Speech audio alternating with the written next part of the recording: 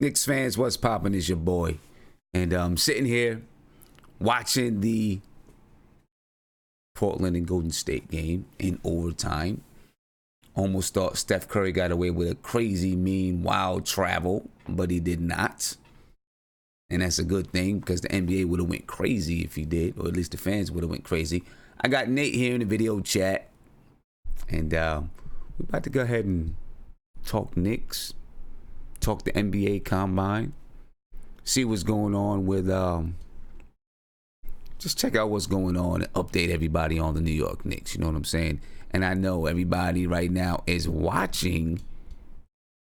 You know, I know what you guys watching right now, so I'm pretty sure everybody will be on soon enough, as soon as this game is over.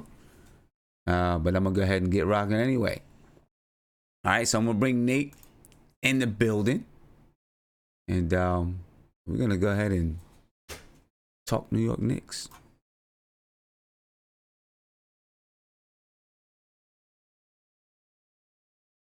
Yeah. Nate. 1 second. Actually, give me 1 second. I got to fix something, Nate. I got to fix something. I apologize. I'm going to have to start.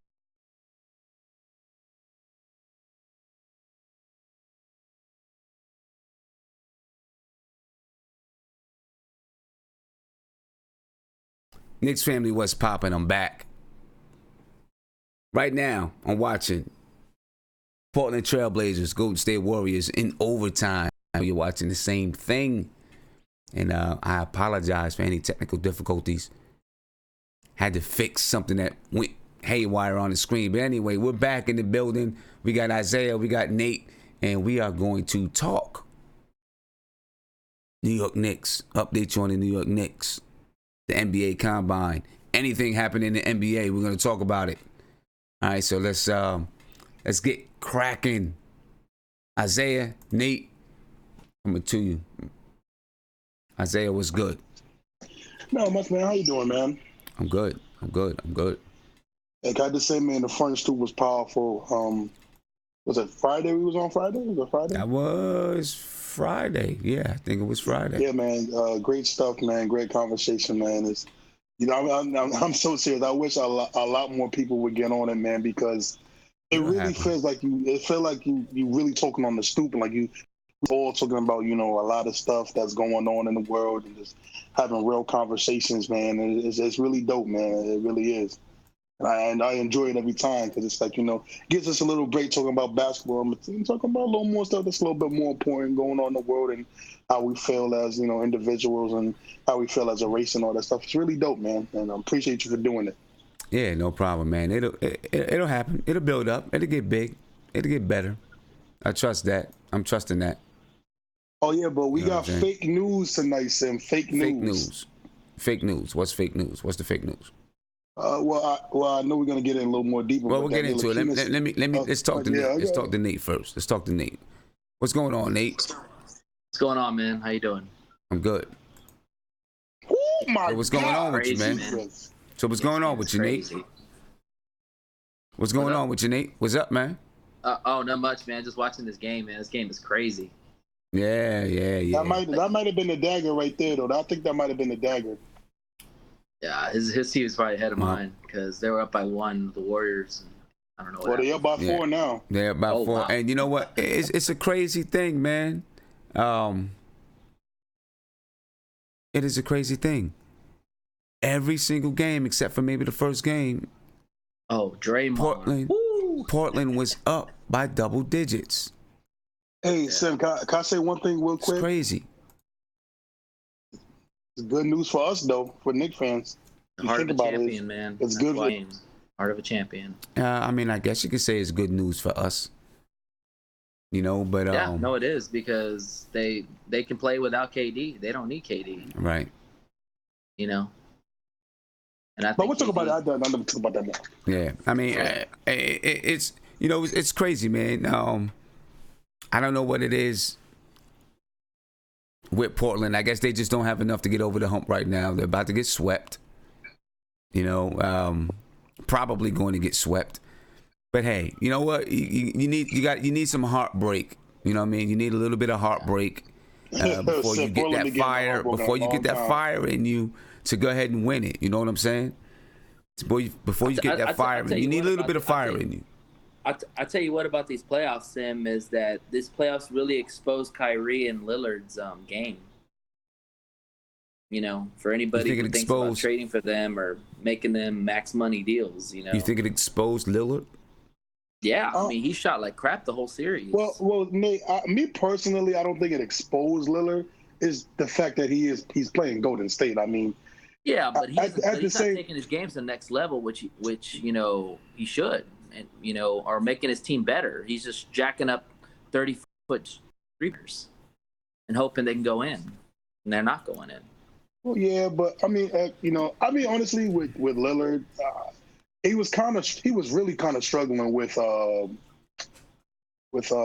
Denver too. So you know, I think after it's crazy because I said playoffs. You know, he hasn't been the Lillard that we used to seeing all the time. Well, this is the thing. This is the way that this is the new NBA, right? Damian Lillard, Steph Curry. This is the way that they play the basketball game. It's the new NBA. Yeah. And I mean, I've seen both players just take some shots that in my brain, in my mind, are just wild and crazy. Yeah, as a coach, you're just like pulling your hair out. Yeah, you know, some of them are just wild and crazy. But what can you do? This is the NBA today. This is what I was listening to. I don't think that was off Klay Thompson. Yeah, hold on. You gotta keep that thought. This is the NBA today. I was listening to Colin Cowherd earlier today, and he said Steph Curry changed the way that the game is played. Very true. I mean, he changed the game, and Damian Lillard is probably part of that as well. Obviously, Steph Curry is the highlight of it, right? Steph Curry is the face of it. But Damian Lillard, he helped change the way that this game is played. Mm-hmm. You know? Yeah. Well, it just shows you how guard heavy the NBA has become. Yeah, I mean, you know, it's just it's a different type of a game. Definitely a different type of a game. And excuse me if my voice is a little bit scratchy, but I've been screaming and hollering and yelling all weekend long. That's how I am, man. You know, all weekend long. I had AAU games all weekend. I was in Philadelphia for AAU games with our girls, and we played okay. We started off playing. We played okay, right? My daughter's sitting over there, and she's frowned up her face when I said we played okay, right? But this is why, you know, I had a chance to really think back and look back at it. This is why I'm saying that we played okay, right? And Isaiah, do me a favor. Yeah, there you go. Fix the camera. This is why I'm saying we played okay.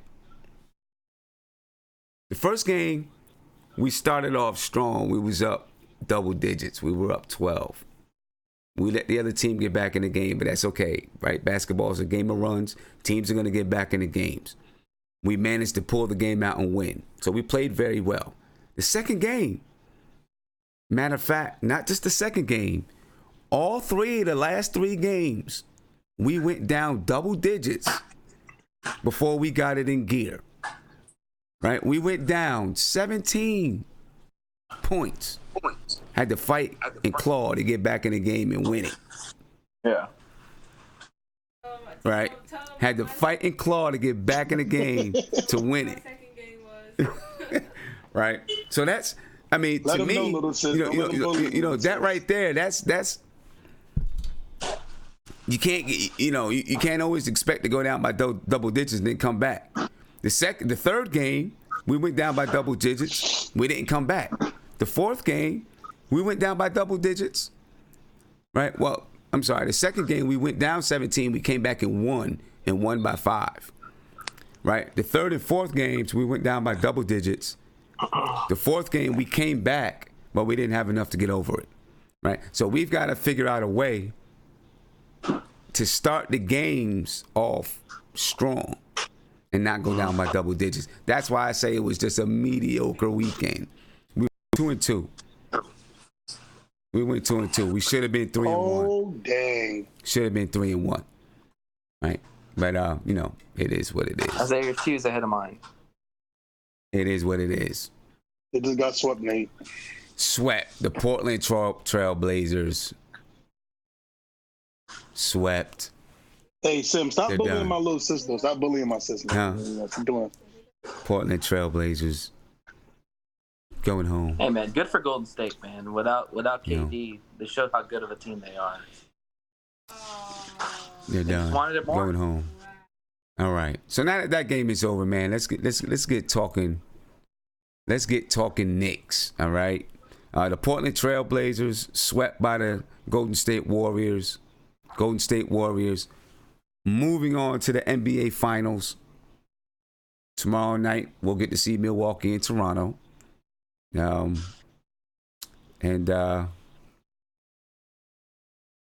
Toronto's gonna try to tie it up 2-2. will. Right. We'll see how that goes. But hey, you know what? The Portland Trail Blazers, they made it there. They know that they need to add. They need to add to their depth, to the depth of their team. They probably need, if they want to compete. We can't even say if KD stays. They beat him without KD, so they know if this team stays intact, with or without KD, the Portland Trail Blazers will need another player to compete with the Golden State Warriors. Will it happen? I don't know.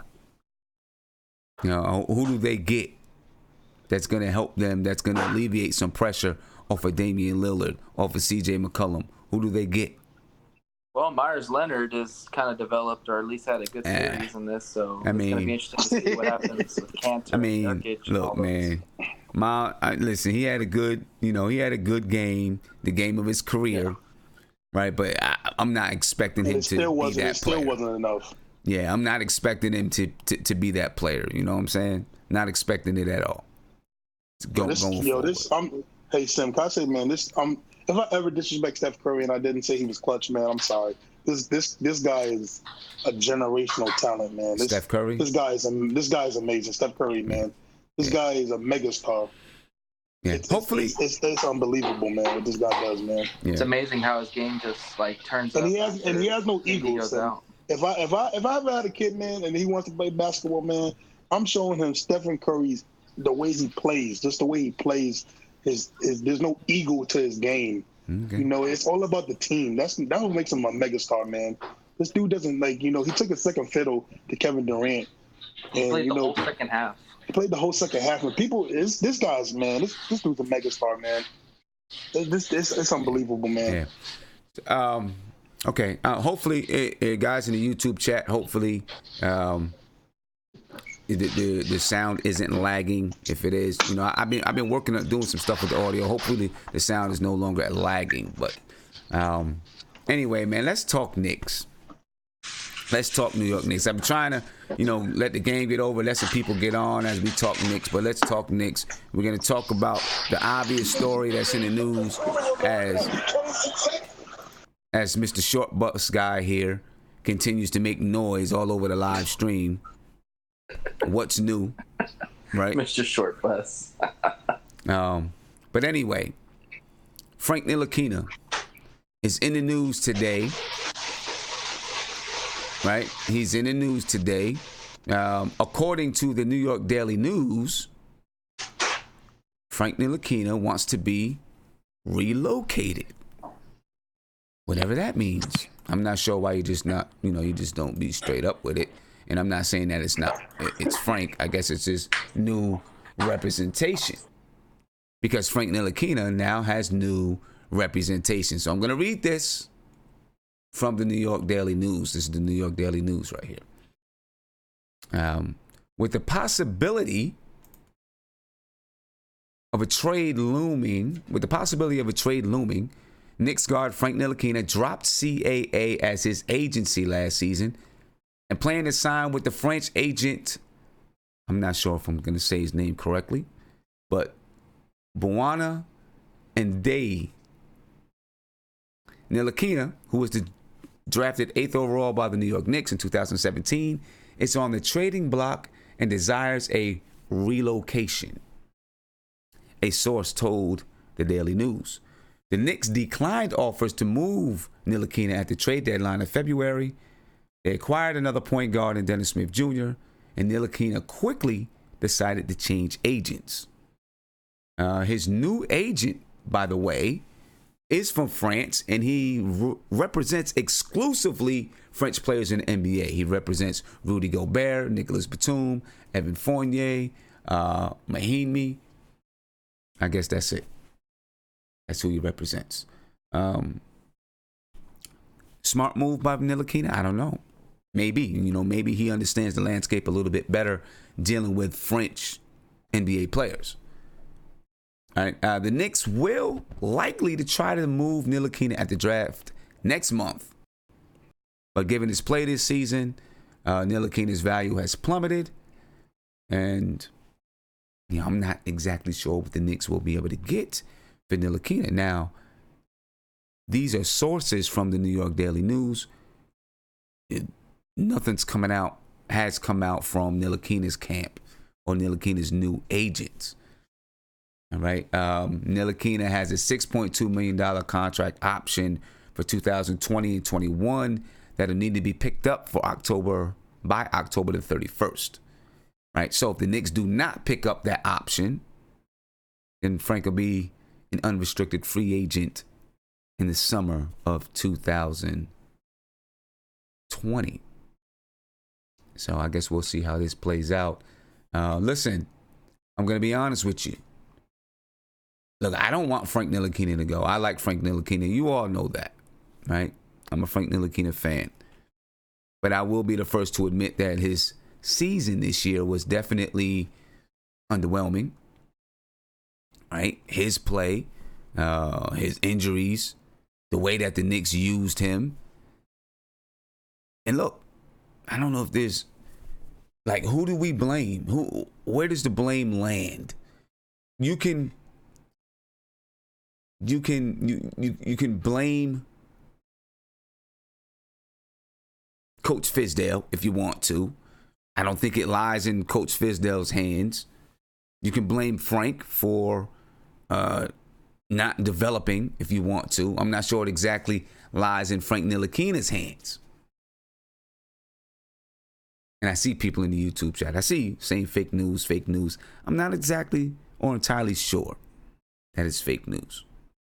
Because if it were me and I were Frank Ntilikina, I'd be looking out for my career. And looking out for my career from Frank Ntilikina may mean that I no longer play for the New York Knicks. That may be the best for Frank Ntilikina, in my opinion. Right? Because I don't think the Knicks are ever going to. And I see Emmanuel, he says that was debunked. I still don't. Listen. I don't know. His agent said it's fake news. Okay. I hope so. I definitely hope that it's fake news. I'm just not entirely sure that it is fake news. That's all I'm going to say. I'm not entirely sure that it's fake. He wants to stay in New York. His agent said he wants to stay. I did not see that, so I definitely like to see where that link. I'm just not exactly sure, because if it were me and I were Frank Ntilikina, I would want to move. Right? But let's go ahead and let's get to the video chat and see what people think. Right? Because I'm not sure. And if it's fake news and the sources are wrong, then that's good. I guess that's good. Right? But if it is true, I do not blame Frank Ntilikina or his agent. All right? So let's see. Isaiah, go ahead. Hey, what's going on, son? So, if you got Bleacher Report, right? Do I have it? Yeah. Yeah, so I mean, if you go into the Knicks articles, they have the link, and I think the article that says that Frank's new agent has already said that that's entirely not true. And that comes from who and where? That comes from who and where? I gotta look it up, but they said the agent already said that he doesn't want to be moved and that he wants to stay in New York. Stephen Brody, whatever his name is. The source came from him, and we all kind of, if you follow the Knicks, you know who Stephen Brody is. So I know I he take is. what he says with a grain of salt, really. But if Frank does want to be moved, and I thought about it today, if the Knicks do move him, I really do hope they put him in the right position. I would really love to see Frank go to either the Spurs or Milwaukee, a team like that has good coaching, and I think that fits his style a little bit more than what the Knicks are trending to go towards.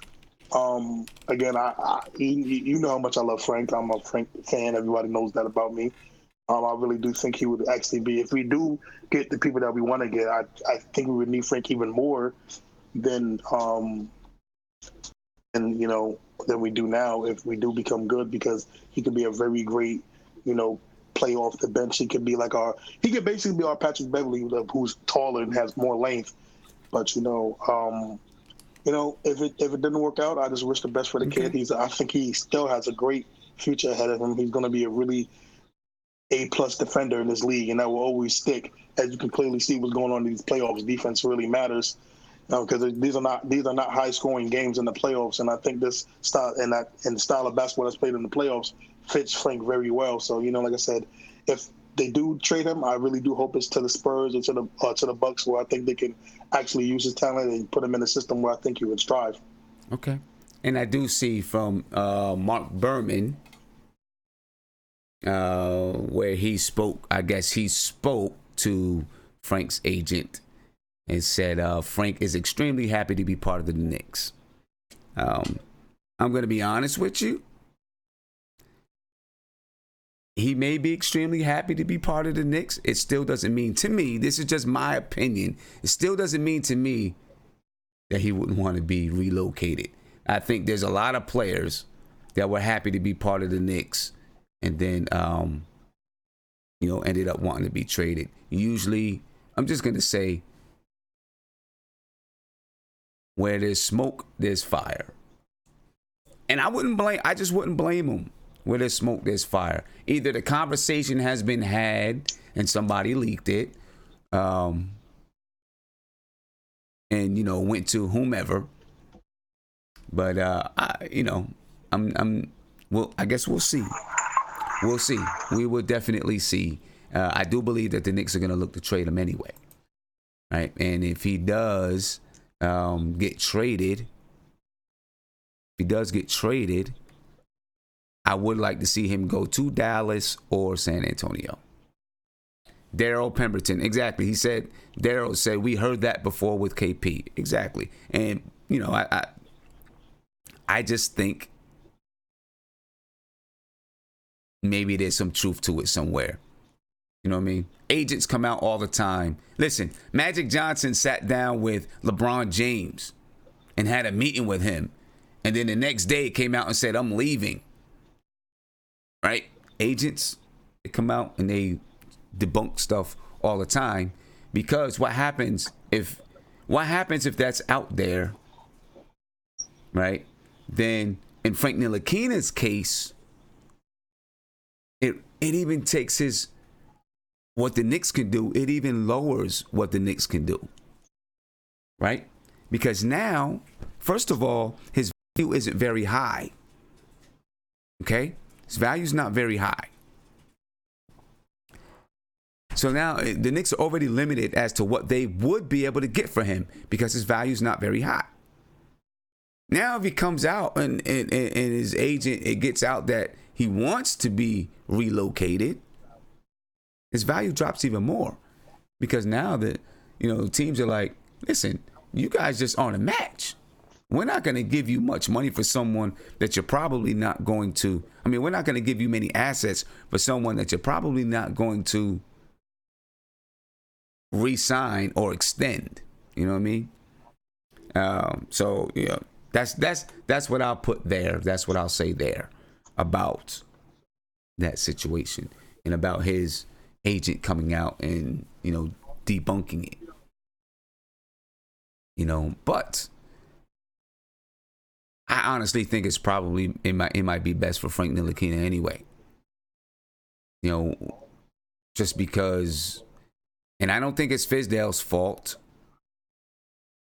right? Because if Fizdale was here, if Scott Perry, Steve Mills was here, it's my opinion that they probably would not have drafted Frank Ntilikina anyway, right? They probably wouldn't have drafted him because it's not the style of basketball. He doesn't play the style of basketball that they want to play.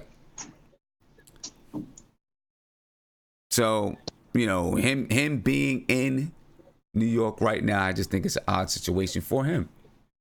You know, I guess we'll see how the whole thing plays out. We'll see what happens. I, for one, would like for him to be in New York. I think that he can be a valuable piece. Very, very valuable piece to the New York Knicks in the long run. You know, we'll see what the Knicks are going to do. Nate, coming to you, bro. Yeah, man, it's unfortunate to hear about the situation with Frank. I mean, I think we all are big fans of Frank's defense. But you know what? I think I said this like at the beginning of the season. You know, he was a draft pick of Phil Jackson. And he was given to a coach in Hornacek that did not believe in playing young players and did not want to develop young players. He was just coaching for his job, basically. And then he gets with Fizdale, and Fizdale, he's not the player that Fizdale wants him to be, nor is he have the game that Fizdale desires in his point guards. So the truth is, the writing was already on the wall, you know, when they fired Hornacek and Phil Jackson left. Like I told you before, anytime you have a new regime, any players that are left over, unless they're named Steph Curry or somebody of high caliber, they're pretty much going to be done. Yeah. And unfortunately for Frank, it was going to be disaster from the get-go. You know, they didn't believe in him. They didn't build him up. They didn't work with him. You know, also he was timid himself. I mean, if there's anybody to really blame, honestly, I'd blame freaking Hornacek, because Hornacek is the one that had his hands on him the most and didn't even believe in him. So pretty much shot the hell out of his confidence. And the guy just never recovered, you know. And then you get a new coach that doesn't even believe in you, that says, hey, we'd rather get Moutier right than Frank. I mean, that's a slap in the face, you know. And so, I mean, I feel bad for the guy. But I'll say this, Sim, I don't want him to go to San Antonio or Dallas, because if he does, that guy is going to kick some butt on those teams. Well, I mean, I don't want him. Well, I mean, I hear what you're saying, but for me, you know, just looking out for him as a player, I'm not worried about if the Knicks are going to look bad, because the Knicks have their own plans, right, and their own ideas on how they're about to build this team, you know. So I want to see him go someplace where he can be successful. Oh, yeah, there's a plethora of teams that could use a guy like him and work on his offensive game. I mean, the guy is not finished by no means. I mean, he's only 21 years old. He's not 21 yet. He just needs a staff to believe in him, to give him the confidence. Say, hey man, you're a great defender. Let's work on your offense. You know, but we want you here. The thing is with the Knicks support is they haven't given him that boost. Everybody who's talked about him, it's almost like they're forced to have to answer about him, and they don't want to. You know, and it's sad. You know, it's really sad. Like I said, I feel bad for the guy. I mean, but I don't want to see him on the Spurs. I want to make that very clear, because if he's on the Spurs, that guy is going to do worlds with Popovich. Well, we'll see. He's still got to shoot. He's still got to put the ball in the hole, you know, when he can. Again, if you're just joining us, you see the headline, you know, Frank wants out, or does Frank want out? That was reported by Stephen Bondi from the New York Daily News. Mark Berman from the New York Post apparently spoke with Frank Ntilikina's agent, new agent that is, and he has debunked the report. I, for one, agents debunk stuff all the time, and as I said, if Frank Ntilikina wants a trade, I would not blame him. If he wanted to be out of New York, I wouldn't blame him. Although I would like to see him stay. You know what I'm saying? I would like to see him stay. Jay the One says, I love Frank.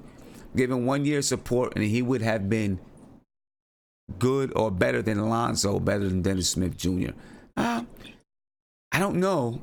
But we'll see. We'll see what happens there. I do believe, and I seen Emmanuel C. Said something about the Knicks film school. Reports that the Knicks may trade Frank to free up money to keep Trier. I mean that could be that, or that could be a byproduct of trading Frank. I think it's more going to be if they trade trading Frank Ntilikina to open up cap space so that they can put pieces around guys that may be coming, right? If it's KD, if it's Kyrie, whomever it is, to put pieces around those guys. Yeah. You know what I mean? And one of those pieces could be Trier, right? Could definitely be, keeping Trier. Dallas Cowboys junkie. I shouldn't even answer Dallas Cowboys junkie because I'm a New York Giants fan, but I'm gonna answer him anyway. He said, why do you want him to see? Where do you see Frank's ceiling? I don't know. Yeah, I don't know.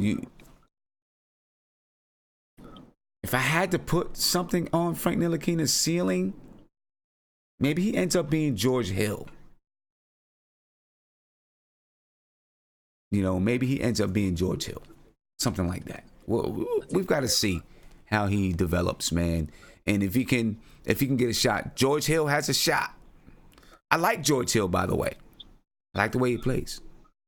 But George Hill can shoot the three. Frank's gotta learn how to shoot the three. It's in. Can I one thing? Yeah. Go ahead. Then I'm gonna get back to Isaiah. Yeah. So you mentioned the Spurs. The reason why I don't want to send him to the Spurs is because the Spurs have one of the best shooting coaches in Chip England, and he is the one that worked with Kawhi on his shot. And you see how Kawhi's shot's gotten so much better. Just give that guy Frank and watch him go. That's all I'm gonna say. Again, I just want to ask you guys again because I didn't get to see it in the chat. Hopefully the my audio isn't lagging, so please let me know if my audio is lagging, okay? You're good. You said I'm good. You're looking at the video, Yeah, Nate? yeah, you're good. Okay. All right, cool. Good. We'll see, man. We'll see how that turns out to be. We'll definitely see how that turns out to be because the Knicks are going to be making a lot of moves from now until the draft, or at least during a lot of negotiations from now until the draft. Yeah. Right? I'm pretty sure they were, getting around, making some noise, talking to some people at the NBA Combine, which ended last week. So, they're working. They're definitely working. Isaiah, go ahead, man. Hey, son. I just wanted to point out three things I just thinking about was in my head. So, this one part of being a Knicks fan kills me is that we know how history is for us, and you know how it is. As Knicks fans, we always complain about trading young players, and then when they go to a different team, they become good.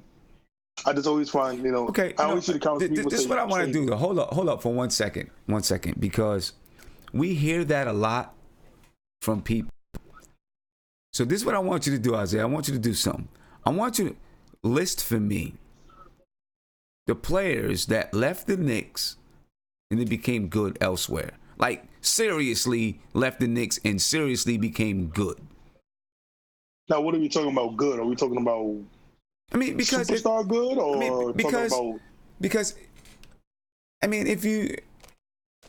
how many players have we traded away that became an all-star? I don't believe none, but we have had a lot of young. Well, I'll say it like this: we had a lot of young players that have been serviceable and that played a lot of good roles in championship teams. I'm thinking about Channing Frye, Wilson Chandler, Amon Shumpert. Oh, Wilson Chandler didn't play on a championship team.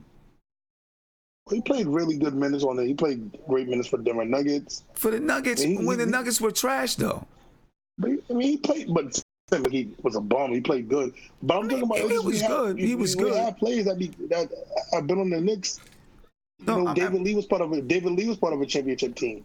He won a championship with Golden State. Okay, he was part of it, but how big of a part of it? Because he was part of it.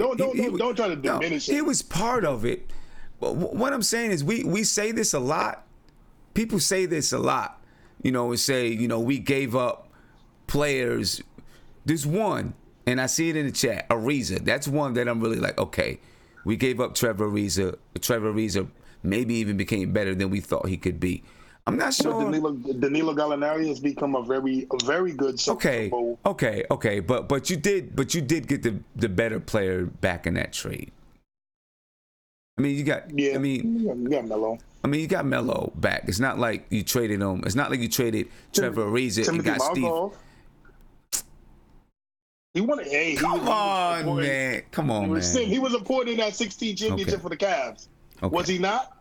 Timothy Mozgov. Okay, he was all right. Was he not? He was all right. He was okay. Oh my God. He was okay. But we didn't trade away any game changers. Right? No, we didn't trade any. Because look, hold up. I want to stick on this for a second. Right? Because I see it all the time, but it's not that many. You got Trevor Ariza, right? You traded away Trevor Ariza and brought back Steve Francis, right? That was bad. I think that was bad. Danilo Gallinari. Okay, maybe but listen, for the first however long that after we traded him, he was hurt. He was constantly injured. Right? Had back problems. Yeah. Well, I mean, they have a big difference in age as well, right? They got a difference in age. It's not that bad. Melo was in the league 7 years before he came to the Knicks. Gallinari was in the league, what, 2? It was like 5. It was like 5 years because D'Lo got drafted in 08 or was it 09? It was one of those years. Come on, Melo. I mean, like Melo is close. Is at least how old is Gallo right now? I think Gallo's like 30 something. In his 30s, maybe. He's no older than 29. He's no older than 29. I'm not sure how old Gallo is right now. But I don't know. I just, people say it all the time, and I don't see that many players besides 1 or 2 that we traded away, and they became this, someone that we really would Zebo, regret. Well, we didn't have Zebo though. Zebo was part of a trade. He wasn't really young. That don't count. I mean, we did have Zebo, and Zebo did. We did have Zebo. What do you mean? But that didn't count though because that wasn't really we didn't draft him. Oh, okay. All right, right. I got you. We didn't draft him. But I'm saying something. We have traded. Players that have become contributors to champion that were part of teams, that were part of winning teams. So look, Gallo is 30, right? Melo's what? 33, 34? Melo came into the league at 19. I think Gallo was 18 or 19 when he got in. 18 or 19 when he got into the league? Yeah, I believe 19, I think. Because we drafted him in Italy. So, Melo was in the league for about 5 years or something like that before Gallo got in the league. We'll see. Melo, maybe he'll be back in the league next year. We'll see. But I don't know. It's just, I hear this all the time, man. And I just don't know if we actually brought in that many players and that we traded away and became, these really good players. I don't know. Wait, can I get my other point off though too? This is one other point. Go ahead. The other point I have is, what frustrates me what people say is that trade Frank, but at the same time, if we become good, okay. So let's just say hypothetically, let's say we get RJ, we get Kevin Durant, we get Kyrie, we got Alonzo, we got Kevin Knox and all them guys. Let's say we don't get AD. We got some scores, Sam. My thing is, we're gonna need defenders, and I'm just not a firm believer in trading a young kid that can defend to get, then we're gonna need veterans that defend. That to me is kind of like ass backwards of doing things, because you got young guys that can defend, but then if we become good, people are gonna cry that we need defenders because I mean let's be frank, no pun intended, but we don't have a lot of plus defenders on our team. And it's like, people are gonna complain about not playing defense and not able to stop somebody, but we have a kid on that can defend that can be serviceable for us. That's the part that gets me a little frustrated. The fans say trade Frank so fast, but it's like, what are you gonna get that equals his defense? Because right now his trade value is not that high, but that's what I'm saying. We should keep him because of the defense that he has. Because at the end of the day, worst case scenario, he can be a better Patrick Beverley on defense because of his length and his size. I mean, listen, yeah, we know that he can be, he has the potential to be a very good defender in the NBA. I still think, and I know there's a lot of people that disagree with me, I still think the kid is a point guard. And I know people disagree with me, but you know what? We have not seen him actually have his own team and just been given the keys and say, you know what? We're going to give it to you and let you figure it out.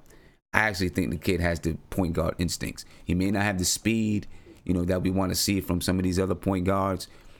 Today, obviously, there's a lot of scoring point guards, and this is going to bring me to Ja Morant for a second. But there's a lot of scoring point guards in the league, and that's what people are used to. That's what people want. That's what people want to see. Frank doesn't provide that. Frank is a different kind of a throwback, traditional type of point guard. Older type of a point guard that isn't valued as much in this league. But let me say this. I'll say this. It's not as valued in this league, right? Today, but 5 years from now, the game can change. The game continues to change and evolve, and sometimes the evolution of everything, we see it in fashion, we see it in music, means you go backwards.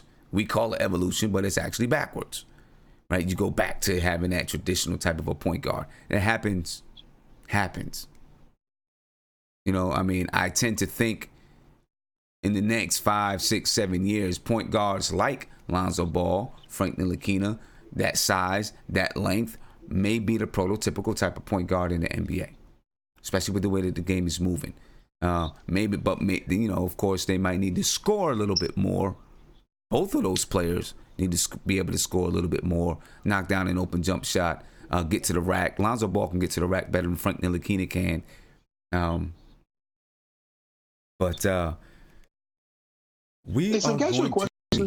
ahead.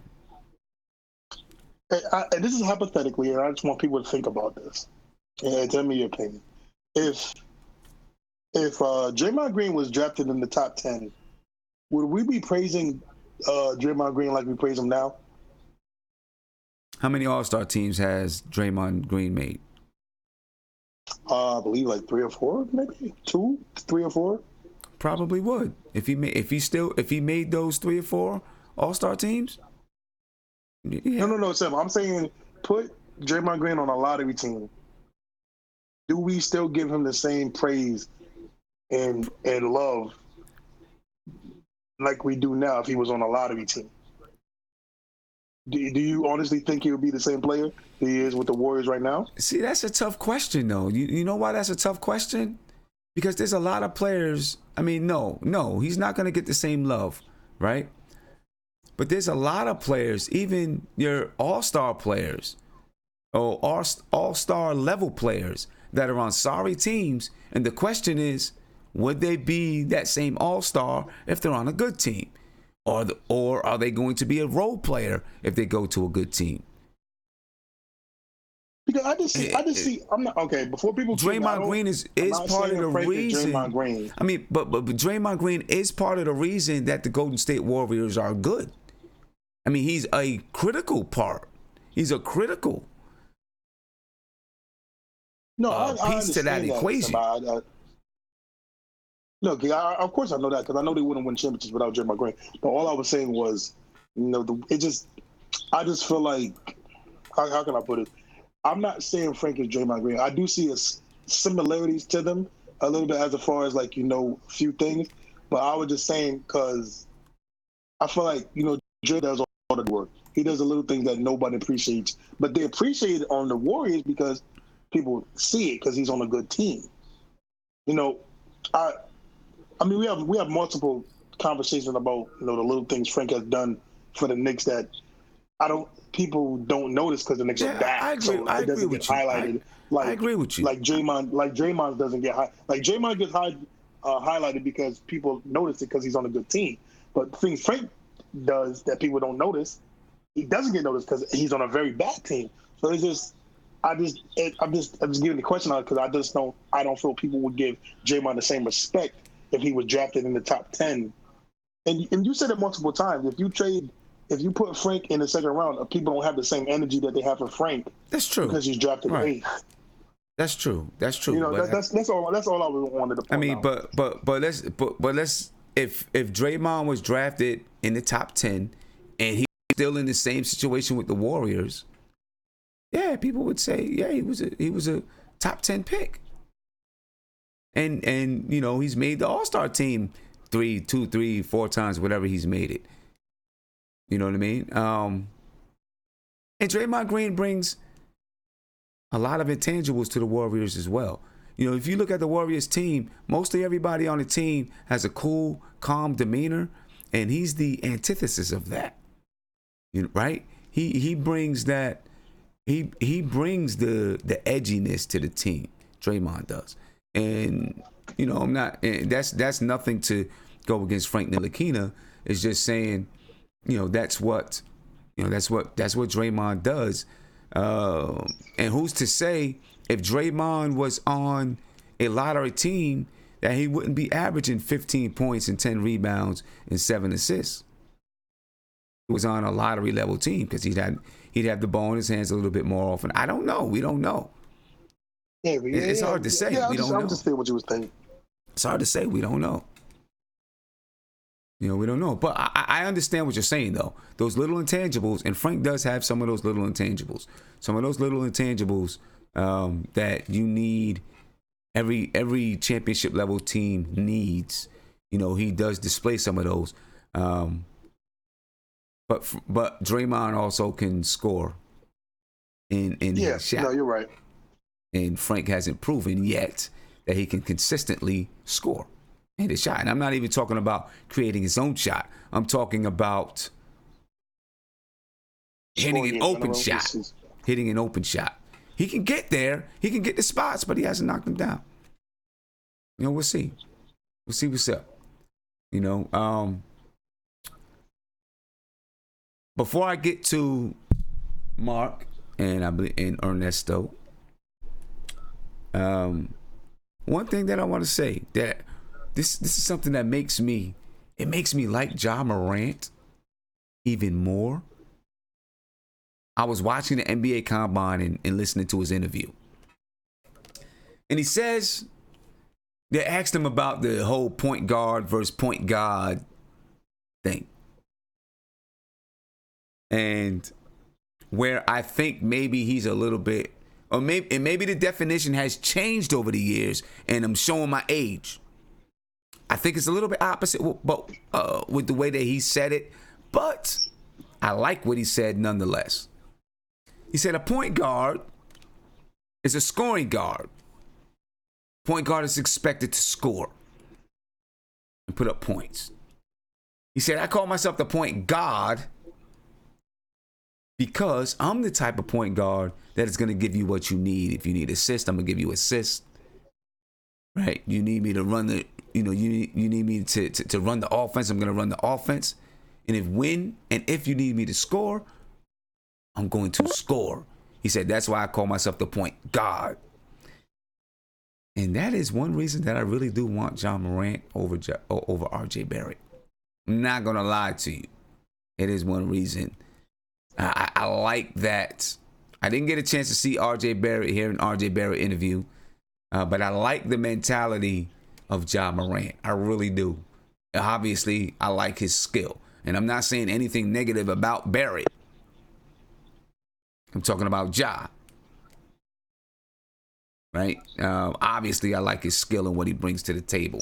But we're going to get to that. We're going to talk about, just news from the NBA Combine and talk about the Knicks and a bunch of other things, Let me get around. I see Mark. I'm not sure who he's talking to, but I'm getting around to Ernesto. Hopefully that's right. Ernesto, right? Yeah. What's popping, man? What's good with you?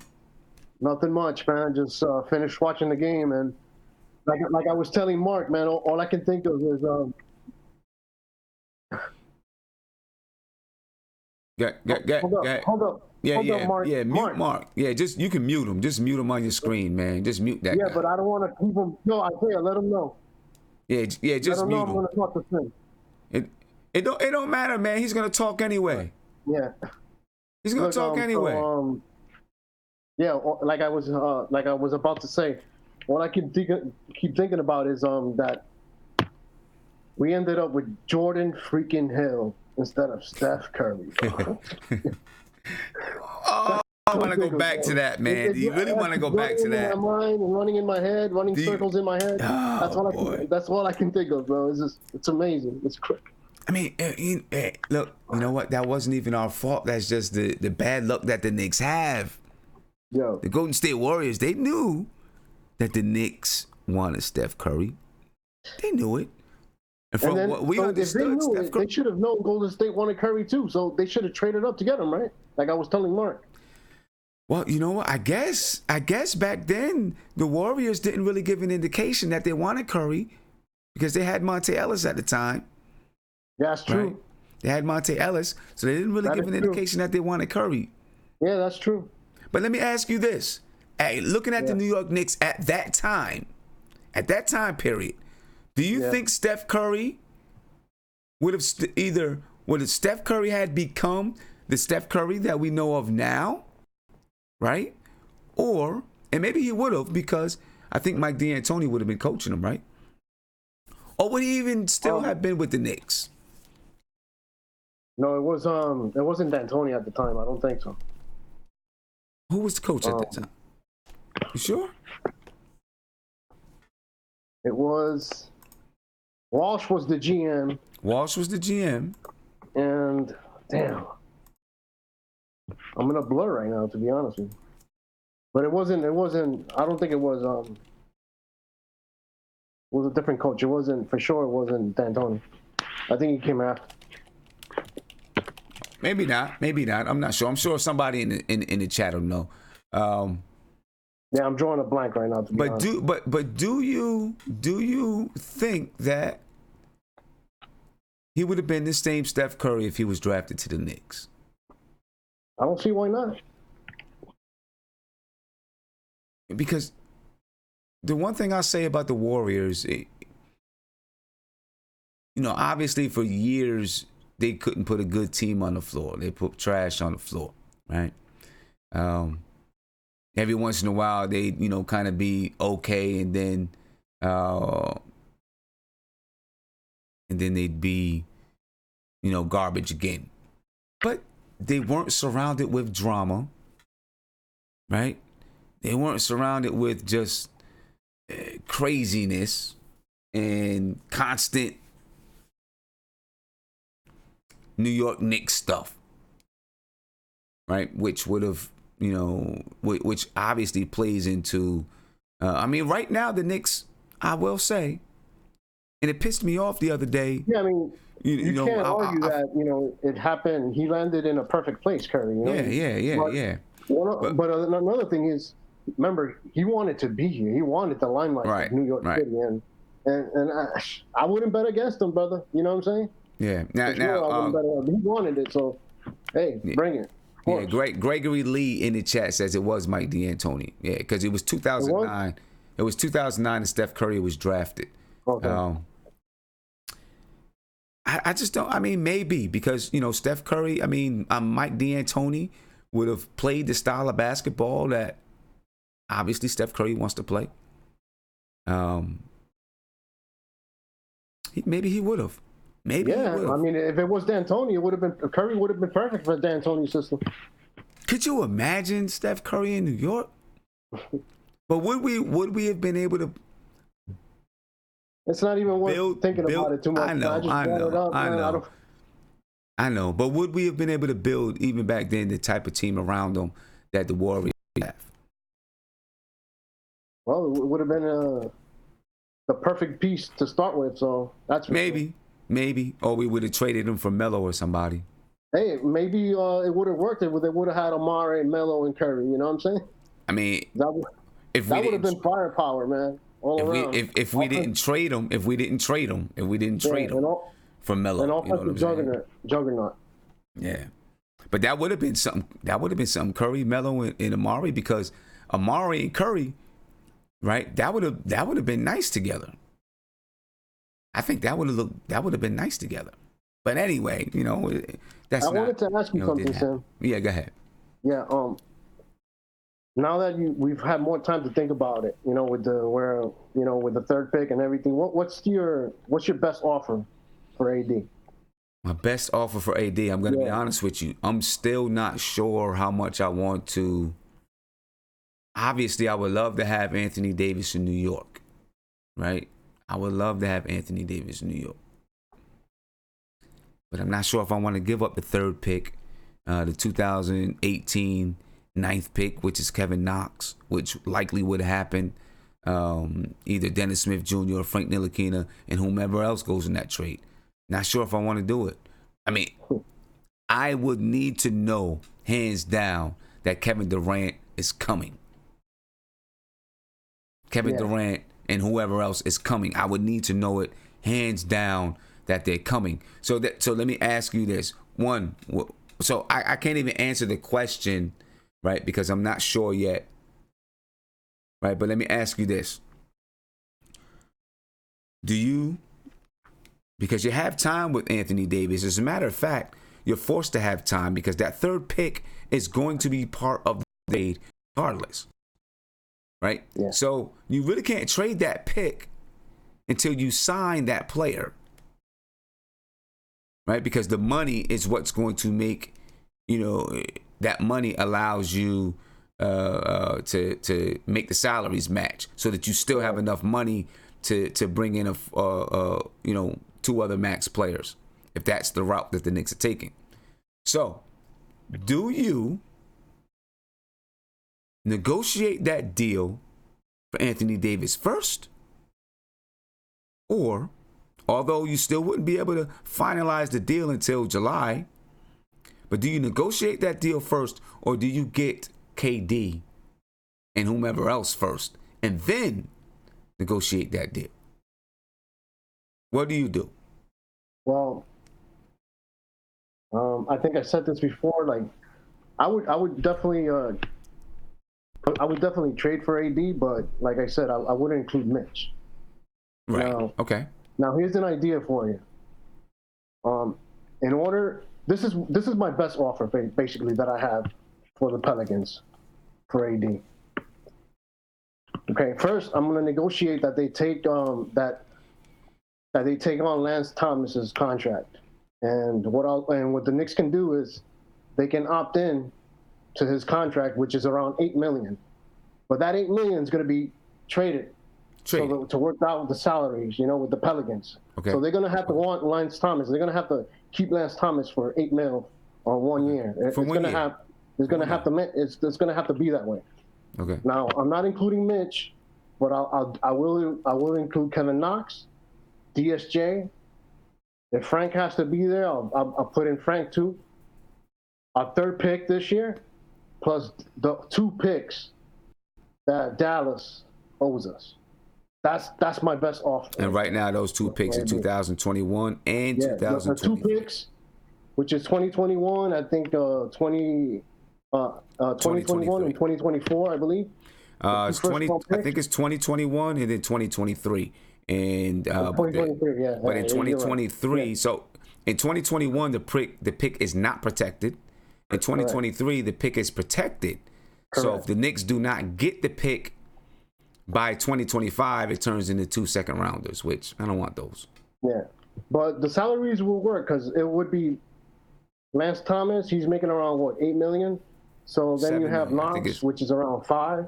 Mm-hmm. That's 13, and then another 4 or 5 for Frank. That's around 18, and then you got the other draft picks. So that'll work out if they're willing to take all those picks, 3 first round picks, plus which includes our third pick this year, plus Knox, DSJ, and Frank to rebuild a new team, I mean, that's my best offer for them, for AD. That's it. Okay. And that'll work. But I'm putting, if that can work out, then you're looking at still having Mitch at center, and then you can put AD at power forward. And then if Kevin Durant doesn't come, hey, you still have AD and Mitch to build around. You know what I'm saying? And if he does come, then you have a monster squad. You know what I'm saying? So all the options are open. It works out both for New Orleans, and it works out for the Knicks, because AD's 20. I think he's just still 26, right? So he still has another, good 7 years of prime left in his career. So bearing no injuries, but that's where. I wouldn't want to do the Anthony Davis trade first. I want to see what happens in free agency first, right? Because in my opinion, if you strike out in free agency and now all you have is Anthony Davis and you have no pieces around Anthony Davis because you traded away Kevin Knox, you traded away another young player, you traded away the third round, the third draft pick. I mean, yeah, you got some money, but you're probably going to, you're going to extend, or you're going to save some of that money for 2020 so that you can pay Anthony Davis. Then you're going to try to put another person around him. Maybe if you get Anthony Davis, then maybe you still are able to bring in like a Jimmy Butler or something like that. But I don't think that's good enough. So for me, I want to go into free agency first, see what I get. Now, it doesn't mean I'm not negotiating with the Pelicans. Well, Pelicans, like if they're interested in Barrett, okay, well, drafting Barrett, no problem. In case we got to trade him, make the trade for AD. So I negotiate, see what because the third pick is likely going to be Barrett. You kind of have a good idea, and the Pelicans kind of have a good idea too. So I negotiate and talk, but I let them know we're going to see what happens with free agency first. If things go right in free agency, I think the Pelicans are going to want Zion to be happy. You know what I'm saying? They're gonna probably want RJ. So it works out for, like I said, it'll probably work out for both organizations. Yeah. They can certainly sell that to their fan base with the rebuild. So, but like I said, do not include Mitch. Do not include Mitch, and make sure Lance Thomas is in the deal. So that's the only way it's going to work, because there's a bunch of draft picks that we basically given them. And listen, rookie contracts. I agree with you 100%. Not including Mitch. But let me ask you this. I'm going to ask you this, and then I want to hear what Mark has to say about it. Yeah. You get into free agency July 1st, midnight. KD says, I'm a New York Knick. Right? Okay. And then you say, okay. You know what I said? Okay. Hold up. Let me finish. What kind of paper we talking here? Hold up. Let me finish. Right? And KD says, boom, I'm a New Yorker. Big shout out to Mike Perez. Thank you for the super chat, my man. And then after you've got KD, that's one domino down. After KD, let's say we're going to shoot for the stars here. You talk to Kawhi. Kawhi says, KD's coming, I'm coming. I'm teaming up with KD, right? Now you're like, okay. It's a dream, brother. Hold on, it's a dream. You're like, okay. Now we got Kawhi and we got KD. Now you're talking to the Pelicans. And the Pelicans say, you want Anthony Davis? You need to throw in Mitchell Robinson. But now you have this is a dream, ladies and gentlemen, all right? And there's a lot of people that's going to put in the YouTube chat, this is a pipe dream, blah, blah, blah, blah. Yes, it is a pipe dream. I'm playing fantasy basketball right now.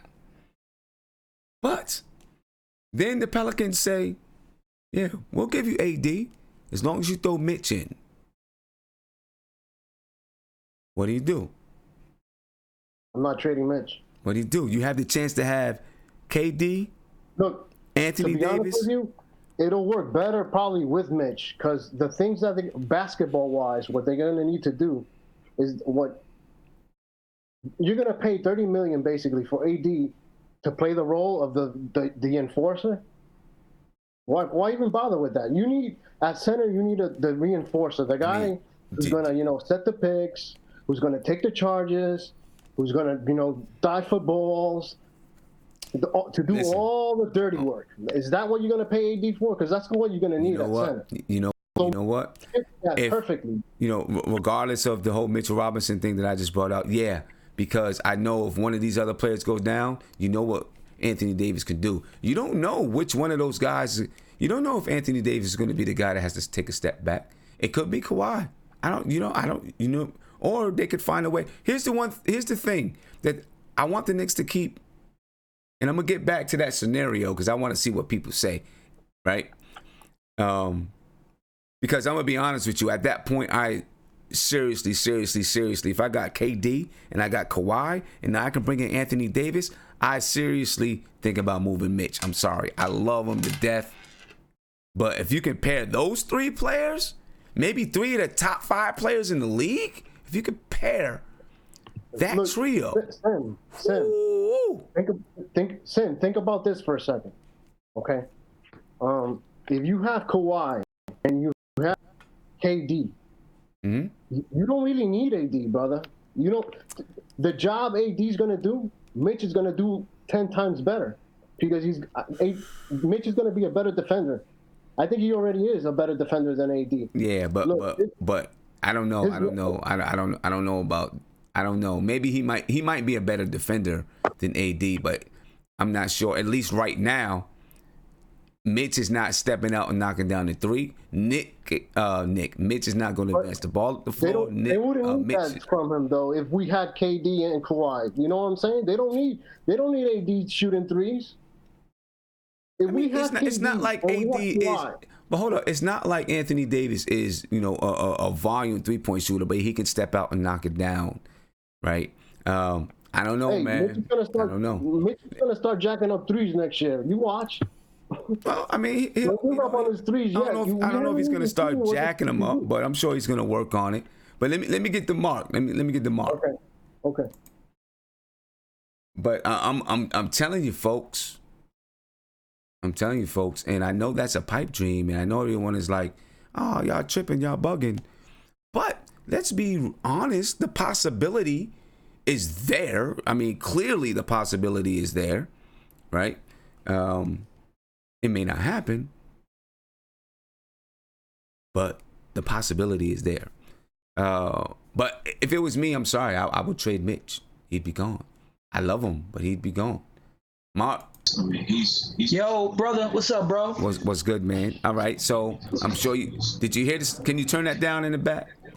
Yeah, I heard everything you said, and All it to be even a question to give up the haul for those 3 players, those are the top 6 players in the league.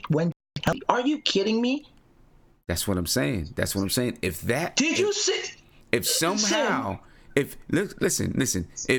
July 1st, KD says, I'm coming. And then July 5th, Kawhi Leonard says, I'm joining KD. And then the Pelicans say, you want to put Anthony Davis with that trio? You got to give up Mitch. Yeah, that's because I'm doing it, Mark, because to put those 3 together. Sim, if anybody watched Kawhi the other night and what he did to Giannis, he erased him from the game. He erased him. And I'm watching the Portland Golden State. Sim, KD's going to need all the help that is possible. All of it. When I mean he has to find any type of defender and shooter, because this Golden State team, bro, when they are on top of their game, they pick you apart. You think they out of the game. They pick you apart. And you know what's going to be bad for KD, Sim? Is when he comes to New York. And all of that coming from Golden State, he has to be, if him and Golden State clash, and KD lose to Golden State, how is that going to look on Golden? How's it going to make KD look? Since he's the so-called best player in the league this year. Yeah. How is that going to look? He's going to need superstars, just like him and LeBron James. And here's my big thing with KD. I think KD and LeBron are great players, right? Mm-hmm. But the difference between those superstars and when I even watch Steph Curry, because it's when you watch Kevin Durant against the Clippers, why throughout his whole career, he never played to a point where he puts his foot down on the game. Like he controls the outcome of the game. Like he just puts his foot down for a 7-footer to be so dominant. He don't put his foot down enough. He plays more in the flow of the game. The ball finds him, and I think he needs more of a team that gets him to where it positions him to close the game out. Because that's when you watch him when he's with Golden State. He don't put his foot down enough on a game where he demoralizes a team. I watched Portland go against Steph Curry for 48 minutes, and it's like Portland is doing everything in their power to go up 25, and this team is just knocking at the door 3-by-3 plays of just backdoor cuts and just having to chase Steph Curry. When you watch Damian Lillard, he has no legs. He has no legs, and that is the most underrated about Curry. He wears the defense out in so many ways, and it's remarkable to watch. KD and LeBron remind me of guys that just need superstars around them to be as great as they are today. Other than that, I don't think they put their foot. Kevin Durant, not say LeBron, Kevin Durant, for him to come to New York, he has to put his foot down. I mean, he has to put his foot down for us to have a chance to go against Golden State in the front. Because next year, I think they come in and they're going to come strong. Why? Because number one, they know Kevin Durant is leaving. They know that he is gathering players around the league to come play with him in New York. Don't think that these guys don't know. And just for the fact that what they're doing without him, people forgot how great they are from a systematic standpoint. It's more of a plug and play with these guys. Yeah. They have two other stars. Mm-hmm. But if Kawhi and KD and Anthony Davis, there's no way you sniff on that, because as much as I like Mitch, he's not going to be Anthony Davis. I'm sorry. It's just not. It's not feasible. He don't have that offensive repertoire. And the thing with Anthony Davis, you still have to guard him at 3-point line because he will hit a three. Kevin Durant, he could play off the ball from time to time, and Kawhi could be a defensive showstopper for us. Yeah. And then you just add a subpar point guard with them. Come on, y'all wanna win or wanna lose, because guess what? Kevin Knox will get exposed in the playoffs. Mitch will get exposed. They will just get exposed. You have to have the highest level of players in this playoff settings when you're going against smart teams like Golden State, and that is the team we have to beat. Because I don't think no other team is beating. No, I'm sorry. This team is just good. The thing about this, building in the off season, if going to put some of these guys together, you really got to be strategic, all right? If KD is going to be your key piece, you got to find the guys that's going to complement KD, that does things that he doesn't do, right? Because when you looked at Melo and Amari, they played in the same areas on the floor. Yeah. Right?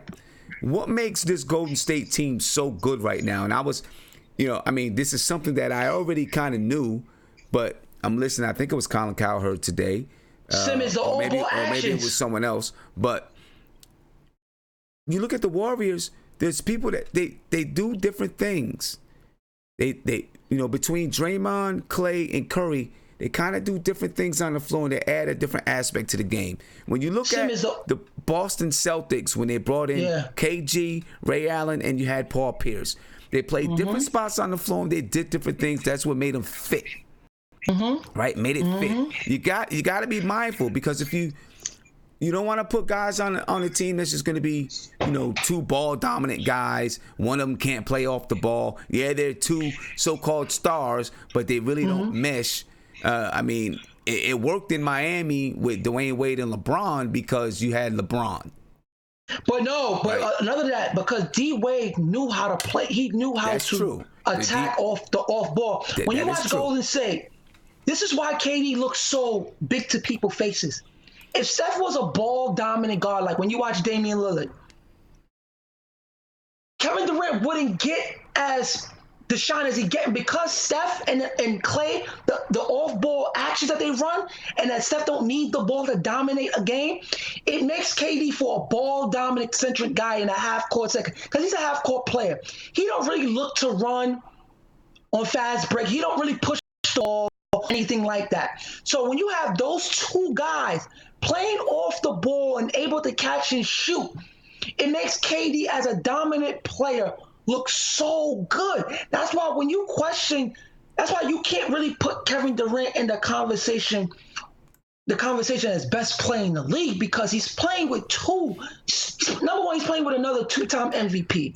So that kind of just erased everything. And then he's playing with Clay, another all-star player. And then you have a defensive player. He's playing with three Hall of Famers. They all going to the Hall of Fame. There's no doubt about it. No doubt about it. Who? What three? Draymond is going. Draymond is going. Clay is going, and Steph is going. Just because they won 5 and 4. They won 4 in a 5-year span. Just off that accomplishment. And they got 4 rings. This year, if they win, that's 4 rings. They're all gonna go in it. Yeah. And their numbers, their numbers say it. Right. Yeah, I mean, it's important though. It's important that those pieces fit. I just don't. And I think that's Scott Perry is on point with it. But I think those pieces got to fit. You know what I mean? Sim, you heard that Frank news? I think that's false today. That the news about he wanted to get traded. I think that's false. That he wanted to trade. You know what? I'm gonna say this. I'll say it again. And for those who are just joining us. I know you've seen the headline on there about Frank Ntilikina wanting to be traded. It was debunked. That was the word that the YouTube chat used. It was debunked by Mark Berman, who spoke to Frank Ntilikina's agent and said, Frank Ntilikina loves being in New York. Has not requested a trade. Come on, Europeans love New York. I am one, Mark. I'm going to be honest with you. I know his agent said it. I know that his agent said it. But I still am one that I believe where there's smoke, there's fire. And with the way things have gone with Frank in New York, I would not be surprised if Frank Ntilikina wanted to relocate, like they said in the article. Can I ask you a question, Sam? I wouldn't be surprised if he wanted to relocate. If I was him, I think I would. Yeah. This is about KD, because he did something today that I didn't like. I just don't like when people do this in general. He's on Twitter today talking to Chris Broussard. And what Broussard said, if Golden State win without him, that should tell you a lot how great Golden State, even with Kevin Durant on the team. Because people are saying they're not a better team without him. Yeah, cool, because that's Kevin Durant on paper. But the way they play, it's just a beautiful watch.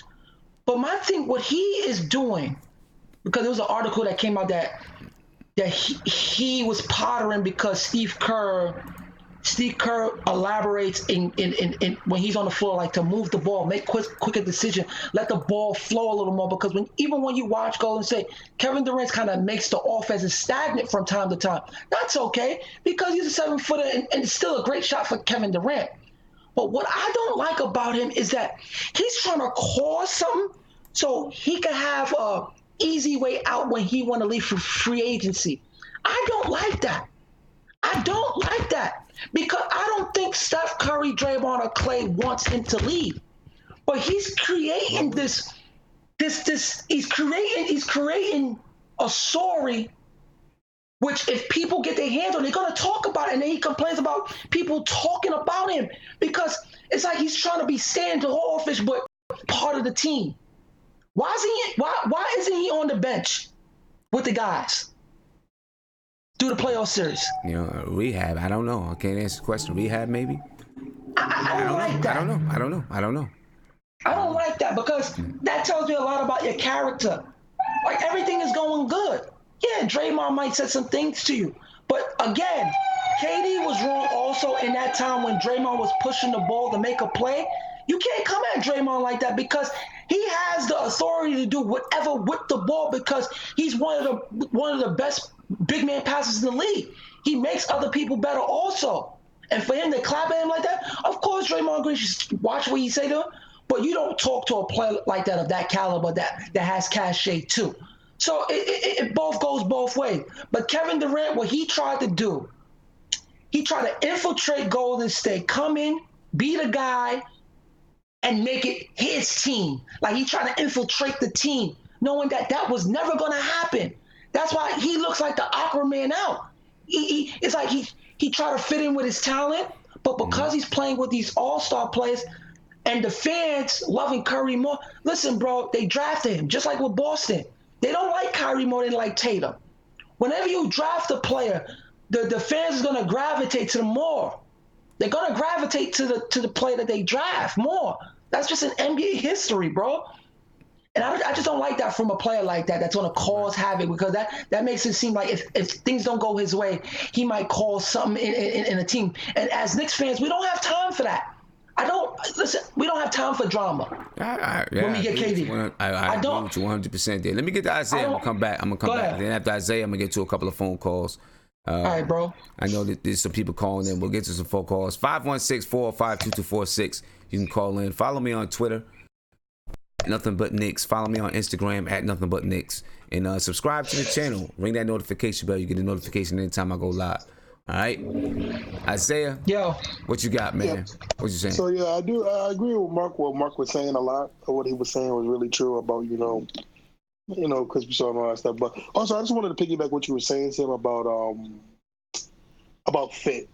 And I think people are just. I think people are. I think people do not. How can I say this? They don't. Those are the things they don't see, or they don't peep about when things happen, Because at the end of the day, let's say we get Kawhi, Kevin Durant, and Anthony Davis. Is Anthony Davis cool with being Chris Bosh? Because let's be frank, that's what he would be if he got to the Knicks. Well, you know what? He would be Chris Bosh. First of all, we don't know how things would go once you get them all there, right? I mean, you got to get them in and see how it would fit. I'm just going by history, Sim. I mean, look at the history. How about would he be KG instead of Chris Bosh? Well, that's what I'm saying. Well, that's what I probably was more leaning towards. Because if you look at the history of big threes, it's usually the big man that usually sacrifices the points, and he sacrifices the usage ratings because. You look at KG, you look at Chris Bosh, you look at Kevin Love, you look at those players and you see that their usage rate drops out significantly. And then they just, recently the power forwards have become just pretty much, shooting power forwards when they just shooting and rebound. Well, but I can see Anthony Davis if we do get that big three, him becoming the KG. Well, he averages 18 and 12 and 2 or 3 blocks. I can see him doing that. While, Kawhi and Kevin Durant actually average about 25 a piece maybe, or, Kevin Durant averages 27 and Kawhi averages 24 or something like that. If he wants to win championships. Yeah. I mean, that's what happens. You want to win championships, that's what happens. Not only that, you prolong your career. Yeah. I just hope the most important word, if we did get those 3, is the S word. Sacrifice. Because every great championship team there hasn't been one championship in sports history that hasn't used that word when they won a championship that they sacrificed and they put the egos aside to do the greater good of the team. So I just hope people understand that about it's always great to have talent, but if the talent doesn't fit, it doesn't matter. We gotta have guys who's gonna come in here, put their egos aside, and sacrifice and play a brand of basketball that's beautiful to watch, passing the ball, not isoing or, you take this shot, or it's my turn, you take this shot. We don't want that kind of offense. We want a flowing offense, We with defense. Defensive ball should be 1A and 1B. You know, if you actually want to win a if you want to really win a championship, because that's what I see with Golden State. I don't see the threes. I see them sacrificing, playing defense, and moving that ball, and it's a beautiful brand of basketball to watch when they play, man. Because I just see that, and it starts from Steph Curry with no ego.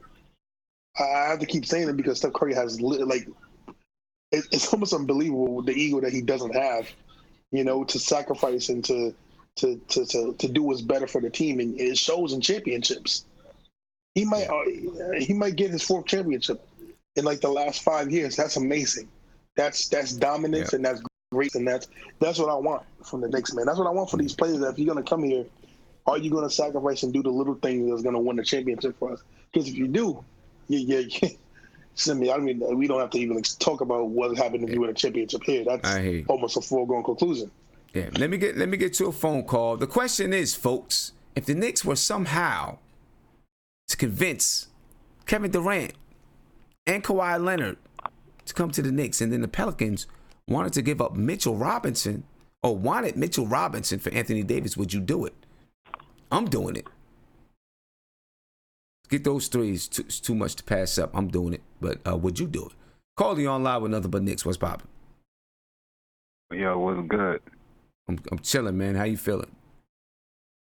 Ain't nothing.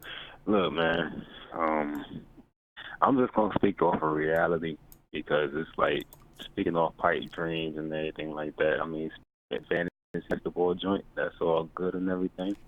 I'm raised in Brooklyn, so you know I'm a Knicks fan to the heart. So basically, my whole thing was, and I want your opinion on this joint right here. Mm-hmm. So how about we get Katie, and let's say if we don't get Kyrie, we get Kemba. Mm-hmm. In the free agency too. We get Katie, we get Kyrie. When it's time for the draft, we trade for Anthony Davis. But how I would do the trade if I was Steve Mills, I would do it like this. I'll do the 3rd pick for the 1st pick with Anthony Davis and 2 future 1st-round draft picks, not coming out of 2020, 2021, or 2022, 2023, like 2024, 2025, maybe. And let's say if the Pelicans bite on that, we give away Frank Ntilikina because he's trash and he's a cancer to the Knicks, just like Bill Jackson was when he was running the team. Frank Ntilikina. I like Kevin Knox, but it won't be no sense of having the small for somebody playing the 3 if we get KD. So you get a small forward and KD. You trade Kevin Knox and Kevin Knox, Frank Ntilikina, and shit. You was talking about, I don't know if you could cuss on your podcast or not. If you can't, my bad. But if you can't. But if you can, we try to keep it cool, but we good. Oh, my bad. If they talk about Mitchell Robinson, they trying to get Mitch, and you could get Frank Ntilikina and Kevin Knox, and managed to get AD with Kemba and KD. Well, I mean, it's all there. I mean, look. If well, first I'll say this. I would take Kemba with Anthony Davis and Kevin Durant. I would take Kemba with those 2 guys. Right? I would.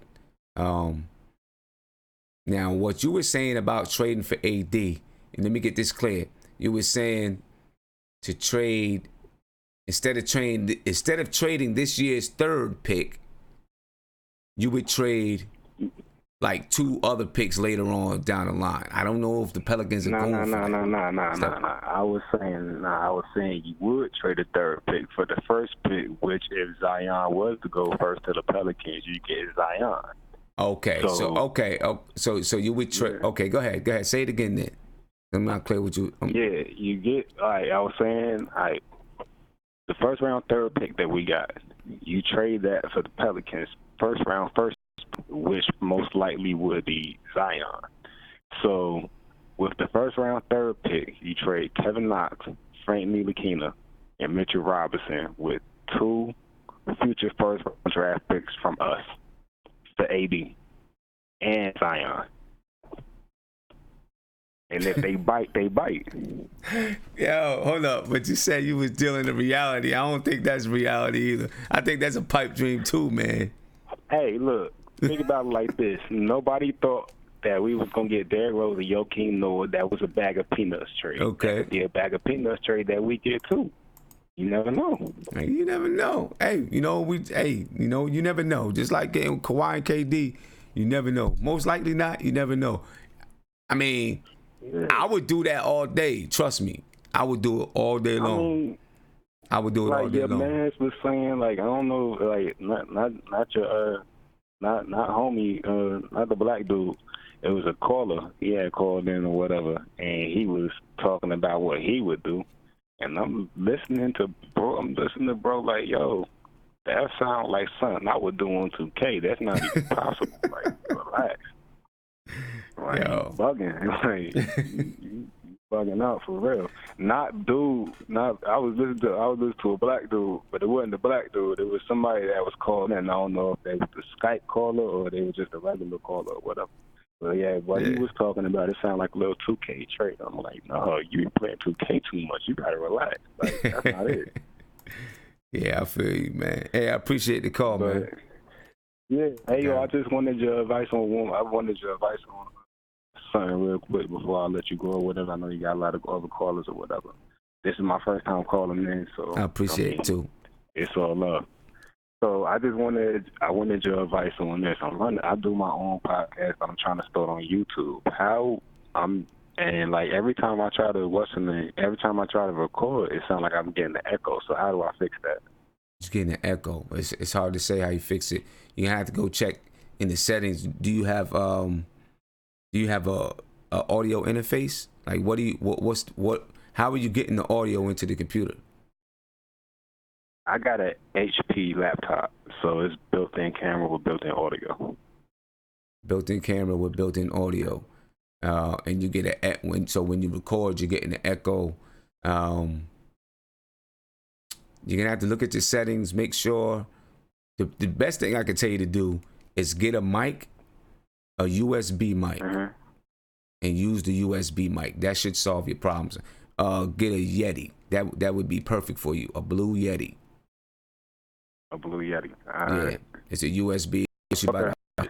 Cost you about $100, but that should be perfect for you, right? Because then you can plug it in, and at the bottom of the Blue Yeti, you can put your headphones. You can plug your headphones into the microphone itself, so you can hear yourself talk. So that way, you're not getting anything. You don't have to. Your voice is going into the mic, and then anything else you're hearing through your headphones. That's what I would do. That's how I would recommend to do. And then it plugs right into a USB. Okay. Real easy. All right, got you. Appreciate it, man. Yeah, no problem. Peace. All right. Yeah, call in, folks. 516-405-2246. We talking pipe dreams here. We talking pipe dreams. Some things the Knicks might do during the off season. And while I'm waiting for you guys to call in, and I see OG Mark just stepped into the building. We got another call. After this call, we're gonna start talking about the combine. Get some, look at some results and some news from the NBA combine. Caller, you on live with Nothing But Knicks. What's poppin'? Hey. What's good, homie? Hey. All right, cause you're playing games. Anyway, let's go ahead and move into the NBA Combine, man. You had the NBA Combine last week. All right, you had the NBA Combine, and the Knicks were there. Unlike last season, last NBA Combine. Was it last year? No, maybe not last year, 2 years ago, where Phil Jackson was there, but he was on the sideline asleep. Wasn't even looking at the talent. He was on the sideline asleep. I guess he already knew what he wanted to do. Right? different now with the New York Knicks. They're in full effect. They got their squad there. They got the scouts there. They got coaches there. Steve Mills, Scott Perry at the NBA Combine, scouting players. The Knicks interviewed 30 players. We're going to listen to Steve Mills in just a second.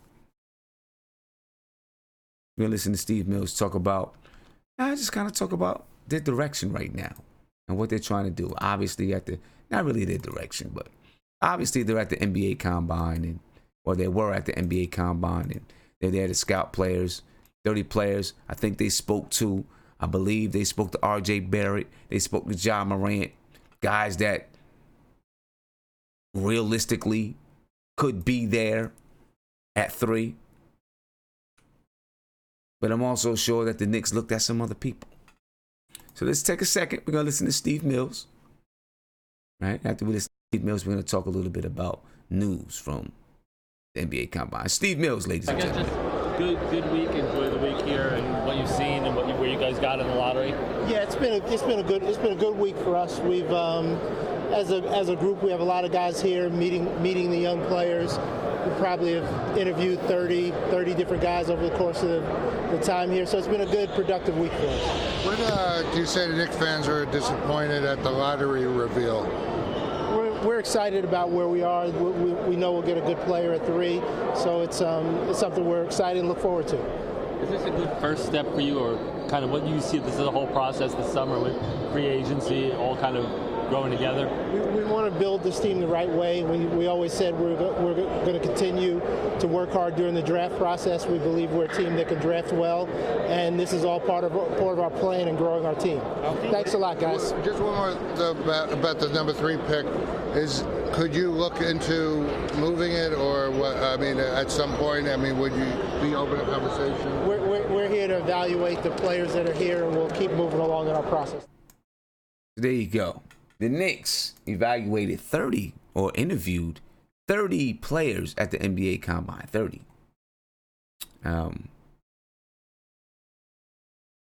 That's a lot of people. Due diligence. Obviously, they're looking to see, what are we going to do? What are we going to do at number 55? The Knicks got the number 55 pick. If they trade Frank Ntilikina, maybe they're trying to get an early second-round pick or a late first-round pick. So the Knicks are looking to pulling some guys from the draft. Like I said earlier, RJ Barrett, Ja Morant, obviously amongst guys that the Knicks interviewed. Jarrett Culver, Garland, guys that the Knicks likely interviewed. And I don't have a list of the entire 30 players. All right. But not only are the Knicks interviewing players, but I'm sure they're talking to other scouts, other GMs.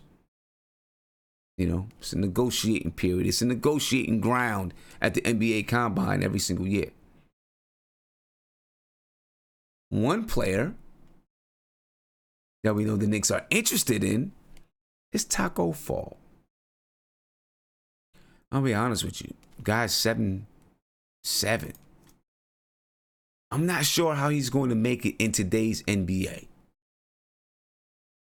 Not sure. And I don't know. I guess he impressed. He impressed during the NBA Combine. Apparently he proved to some people that he can do some things maybe they didn't think he could. Taco Fall, standing reach is 10 feet. 2.5 inches. Height without shoes is 7'5". His wingspan, 8 feet 2 inches. That's his wingspan. It's a long dude, man. Clog up a lot of lane. But can he get up and down the floor? Is he another Sean Bradley? Sean Bradley was in the league for a little while, but he just didn't have. He has a little bit stronger body makeup than Sean Bradley. Right? Stronger body makeup. Sean Bradley was a skinny dude. Skinny dude. Is he a guy that you would take at 55? I'm telling you, I'm not. I'm probably, I mean, maybe at 55, if we get into the late first round, I'm not touching him. If we get into the early second round, I'm not touching him there either. Number 55, you know, that's what our second round pick is this year. Maybe. I don't know, but maybe. I'm going to go ahead and I'm going to get to guys in the video chat. Before I get to the guys in the video chat, we'll talk about more news from the Combine. I want to remind you, listen, we're going to have we're supposed to have a big off season, ladies and gentlemen. And if you want to be part of it, opening night, you want to be part of opening night kickoff, you can reserve your NBK opening night kickoff tickets right now on my website. You can reserve them. Now, let me clear to you about this. When you reserve the tickets, you're reserving your spot. It's not holding the price, right? So you can make your down payment and hold your ticket. In August, I'll find out the price, tell you the price, and you can go ahead and pay the rest of your ticket. But you'll be there. NBK opening night. And when you're on the website, you can check out, you know, last year's opening night, last season's opening night, and what we did on Martin Luther King Day. Yo, we had a great time. We had a ball. It was crazy. It was fun. We had a great time. Mark was there. Chetnik was there. Right? Shout out to Chester Chetnik Nason for the super chats. He said Katie wants to leave for business purposes. Yeah, I believe you're right, Chester. I agree with you. But I just put the link in the video chat, in the YouTube chat. Go ahead and jump on and put a down payment on your tickets, man. But anyway, let's get back to the video chat. You can call in 516-405-2246. But I'm gonna get to the video chat. All right. And I want to know what you guys think about Taco Fall. Is he somebody you would take at 55? You know, let me see. OG Mark, I'm coming to you, man. OG Mark, what's popping, man? Oh, hang on. He's coming to me. Yeah, hang on, buddy. Hey, what's happening? What's up with you, man? Would you take Taco Fall at number 55? You bet your sweet bippy I would. Okay. You bet your sweet bippy I would. I spent some time, and I recommend everybody go online and just take a look at this kid's high school tape and his college tape. Okay. Well, I seen some of them in college. I didn't get to see a whole lot, but I seen some of them in college. Yeah, he is the fly swatter, baby. He's averaging like 5 blocks a game. I honestly think that he could average higher than that. If we could just get his motor running at a decent pace where he can get up and down the floor, because once he's, if we're on offense and he's down in the low post, he's just a really great guy to do that quick dish off to and dunk. I mean, it's just ridiculous. It's literally effortless. It's almost like hard for him not to score, But as far as the defensive side, he is just so hard to get past, because once he's down in that low post and establishes himself, and he could get some good footwork training. I know Kareem Abdul-Jabbar actually mentored this young man and is working with him. So if he could get good, solid advice, get his motor, eat right, sleep right, get the good training, people on his side, I think he could really make a move. Will he ever be the best? Who knows? I'm not going to set those limitations on him. But one thing God did give him, man, you can't teach 7'7". You can't teach that. You know what I mean? You are either you are or you're not. The fact that he hasn't spent his whole life playing basketball, and he's only been playing for such a short while. It was almost like by accident. Family business had failed, and I think it was like a dress shop or something like that. His family's store failed in his country, and they sent him to America to play basketball, to try this thing basketball out. And look at him now. I mean, if he can mature under the tutelage of our coaching staff, the way that Mitchell has, and some of our other players, I'm not going to – I love these type picks for the Knicks because they're the exact type organization that can make something out of that, Clay. He's perfect for them, and people like him. Those hidden gems are really what the Knicks are going to specialize in because our picks we can see. We're going to be trading them. But what we're going to do is we're going to get those gem picks and deeper into the drafts. But I love him. I think he's great. See, I mean, I know it would be the 55th pick, you know, and a lot of times those players go to the G League and don't make the team or whatever. And that's fine, yeah, even if that happened. But go ahead. My thing with Taco Fall is that the game is getting smaller, right? Your centers are beginning to move more to the perimeter. And I'm not saying that the post game is done, right? I don't believe that. I just believe that centers now, as they are coming into, as we're moving into, a new era of basketball, centers now will be able to post. They'll be able to handle the ball, right? Shoot from three, dribble, pull up off the dribble. That's how I see this center position moving. I mean, well, look at dude from Denver, man. I mean, he's a point center.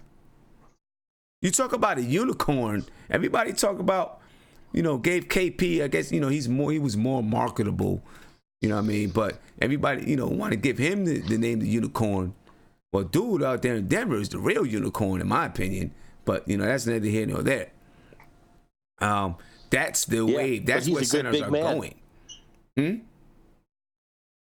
Yeah, he's a good big man.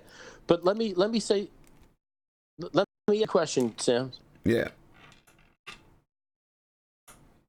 If you could go back in time and Shaquille O'Neal just came onto the Knicks, do you think that he would not be as successful as he was when you got him in his prime?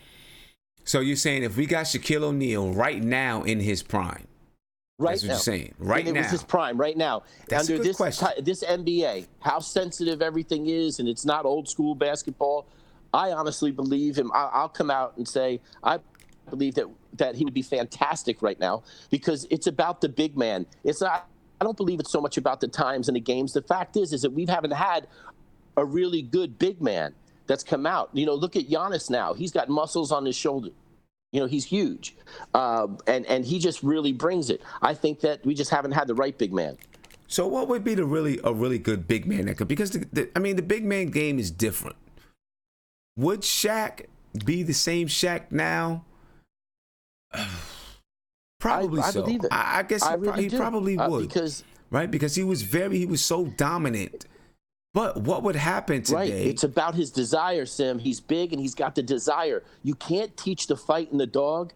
You could be amazed. How many times have we seen amazing big guys come out of the NBA draft and go nowhere? It's because they didn't have the fight in them. How many times have we seen somebody like Muggsy Bogues show up and told, you can't play, you can't be here, go back, you can't even play at the park, you're too small, Right. And it's just the fight in the dog. We need the right big man to establish the low post again, and they'll teach him a lesson. I'm looking forward to that. I think that Shaq would dominate in the low post. Of course he would. He would dominate in the low post. Shit, hell right? Yeah. But listen, would he eat them for breakfast? Right, but would he be able to guard on the perimeter? No, he's not going to guard on the perimeter. Let's be honest. If he leaves, he'll have to leave like a vacation note. I'll be back in a week. You know what I mean? That's it. He's a big ship. So, but these guys right now, none of them are that massive. They're not that big. I think that Shaq, when he was younger, he was actually a lot thinner. Well, he was. When he was in Orlando. He was. Now, I mean, the thing was, he would definitely dominate in the post. There's no doubt about it, right? He would dominate down low easily. So he'd still average, whatever he averaged, 28, 27, and 12, 13, 14 points a game. The only issue with today's game would be, can he guard the perimeter? That would be the only thing. Can he guard? No, but he could guard the hell out of the low post, Sam. Yeah, that's true. He could.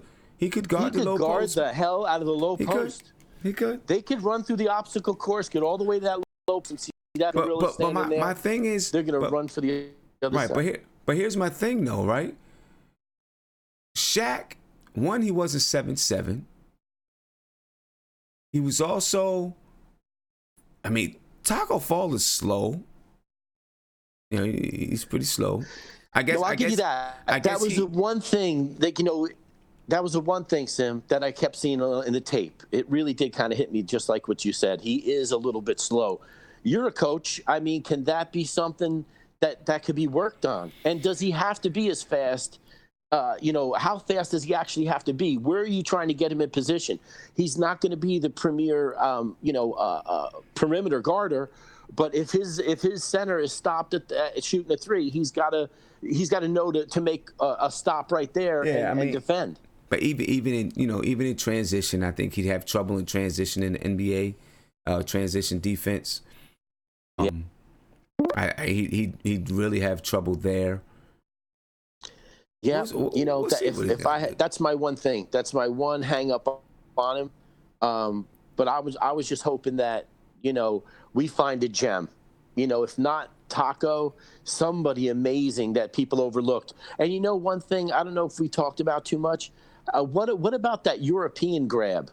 One of these people from France or one of these unknowns, somebody from somewhere. The Knicks seem to always have in-depth feelers out in Europe. Have you heard anything like that could wind up being a surprise? Maybe not at the 3, but at the 55. I really haven't even looked overseas. Yeah, so I wonder who that sneaky guy, and even if we don't get him, what team's going to grab that European gold? I want somebody will probably be San Antonio or somebody. They right, or maybe even the Mavs. Well, they don't have nothing, right? The Mavs are cleaned out. Are they? Yeah, they probably are. I'm not exactly sure. I think they covered his bear. I have to take a look, but yeah, I'm not sure what their draft situation looks like. Stay on the line. I'm gonna get to a call. Just you're still live. Sure. Caller, you're on live with Nothing But Knicks. What's popping? What's good, Sam? What's good with you, man? How you been? I'm alright. I'm chilling. Yes, sir. I see you say on the stream that these late night chats is killing you. Yeah, bro. You're getting on a little bit later now, bro. Yeah, it's been the games the games are on a little bit later, at least on the West Coast. So I've been trying to time it with that. Plus, just got a lot going on. AAU basketball, clients, beating down my door for this or that. So it's just been a lot going on. So I'm trying to, but a lot have to do with the NBA schedule. You can. Yeah. Nah, but I wanted to get at what Mark was saying earlier, because that really got me heated. Are you a true Knicks fan? What he was saying about KD, he forgot that the Warriors disrespected him several times. First, they disrespected him during the parade when they jokingly said they said some joke there that about that they didn't really need him, but they won without him. I forgot what it was, that the general manager or somebody in the front office said a joke about him. Then he had the situation with Draymond Green, getting at him, talking about leave if you want to. He had the situation with what's the other two that I had? Steve Kerr played them a couple of times, and then when he got hurt recently, they was all happy and giddy about it, talking about let's get back to what we really do. So I think he has to get out of it. I think he's run his course. He has to get out of it, and I see the Knicks being his best option for him having his own team. But at the same time, I feel like the media is putting so much pressure and it's talking so much about him coming to the Knicks that just for him to be in spite of the media, right, that they're going to mess that up and he's going to be like, nah, I'm not going there. Now I'm gonna go somewhere else. Yeah, I thought about that before too. It's just because there's so much damn hype. Like, it's getting crazy. Yeah. Like, I feel like they're building us up to tear us down. Like, that's what it's coming down to. I thought about that too, but then, I thought about that. But then I was like, it's his career though. You know what I mean? And is he gonna let the media impact his career in that type of a manner where it's going to ruin where he'd be happiest, I guess. You know what I mean? I don't think so. I think that he'd he may think about it, but I think overall he'd say, you know what? F the media. I gotta do what I gotta do. That's the thing, though. He cares about what the media says. I know. And that new book that just came out, I was listening to, I think, like Bill Simmons or somebody, that they read the book. It talks about him crying when he made that to his agent, when he made the decision to go to Golden State because of the backlash that he received for going to Golden State. Yeah, and he was talking about why you let me do this? Why you let me do my career? Why you let me do this? You know what I'm saying, to my name? Yeah. So I don't know. I really don't know. That's a toss up to me. Yeah, we'll see, man. We'll see. I mean, I really don't know. KD seems like a real fickle dude. You know what I mean? Seems, I mean, if they win, like, the only way I see him coming back is if they win the title and then they try to go for 4 in a row. Right. That's the only way I see him. That's the only way I see him coming back. And then another thing that I wanted to clear up was the thing with the cap space with Ntilikina. Basically, if they keep Ntilikina in Trier, they're gonna be down a few $100,000. So they have to let one of them go. So that what they're gonna try to do is trade Ntilikina for a draft pick. Right. That's what basically I was trying to say. Right. Off that tweet. Right. They're gonna trade him for a draft pick. Interesting stuff, man. A lot of stuff going on. A lot of stuff going on, man. Trade for 2 maxes. Yeah. Yeah, a lot of stuff going on between now and the summer, man. Crazy. I just wanted to start. Yeah, right. Just wanted to really start, right? Finally, let's get it done. Yeah, man. Stop all these rumors and hearsay and all this other stuff, and let's just get it done. Get it done. I feel you on that. Yeah, and last thing before I go, how you feel about the Lakers, bro? Yo, the Lakers, it's crazy. It's wild over there right now. It's beautiful. It's definitely a beautiful thing. What Magic did today was beautiful. He just set us up. Yo, it's like, right. He helped us out. Yeah, he's helping us out. Yeah. If you talk, I mean, that's going to take for free agents, for a lot of free agents, that might take the Lakers off the board for them. So that's one person we don't have to compete with. And then one team we may not have to compete with. And then you're talking about Anthony Davis, right? Anthony Davis is probably looking like, yo, what's going on over there? You know what I'm saying? One organization that's been crazy, not too crazy, but not really stable. Then I'm going to go to the Lakers. That's not stable, Listen. Yo, the Lakers. You know what I think Magic did? Magic put Pelinka under the. Magic put Jeannie under the bus. Because what she's gonna have to do now, she's gonna have to fire Pelinka. You gotta let him go. Because with him being there, nobody's gonna sign there. Yeah. Because And if she don't let him go, then that's beneficial to us. So I don't care. That's on them. But I was just loving it this morning. Yo, it's crazy, man. I was looking at Magic. I was like, damn, Magic is just. I mean, he's just putting it out there. He don't care.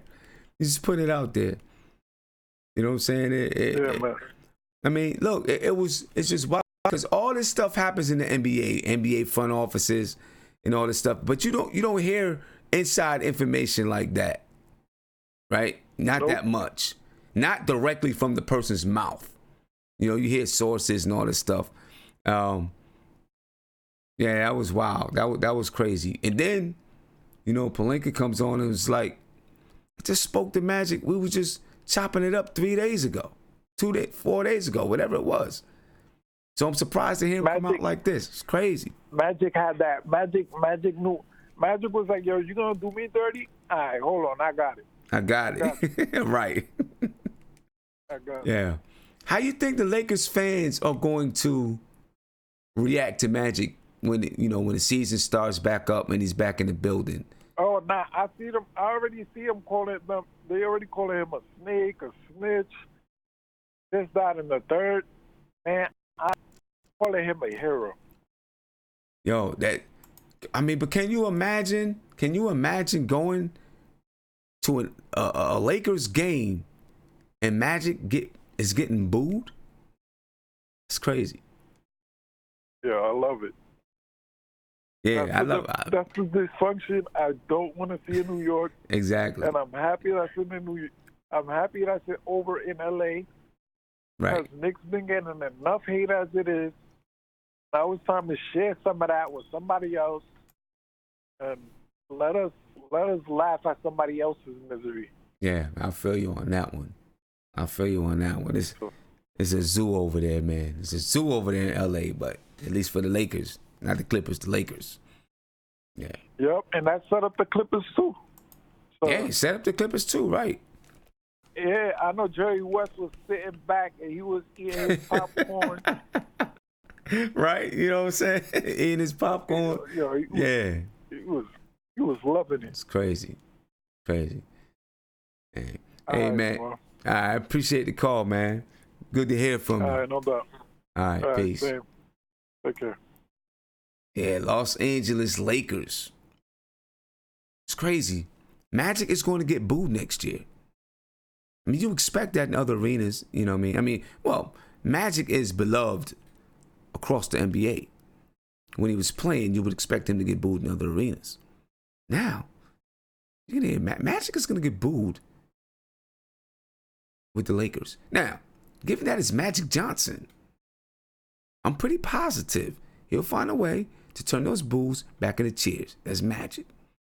He has a magical way of doing things. Somehow, some way, Magic will do it.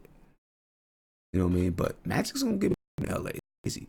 My homeboy is a Lakers fan, and yeah, I can't wait till it happens.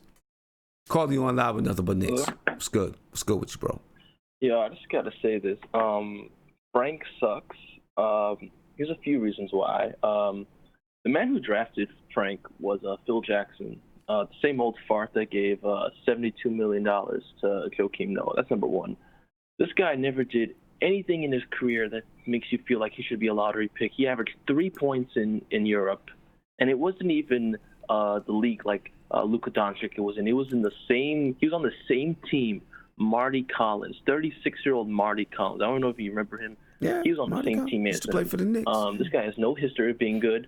So Scott Perry, I feel like he has every right in the world to trade him.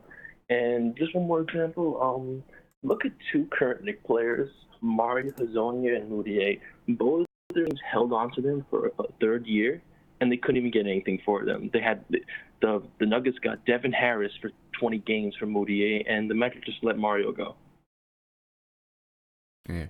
Well, we'll see, man. I mean, listen, look, I mean, you're right. Scott Perry, Steve Mills, on all sides, I don't know if you can really place blame or place fault.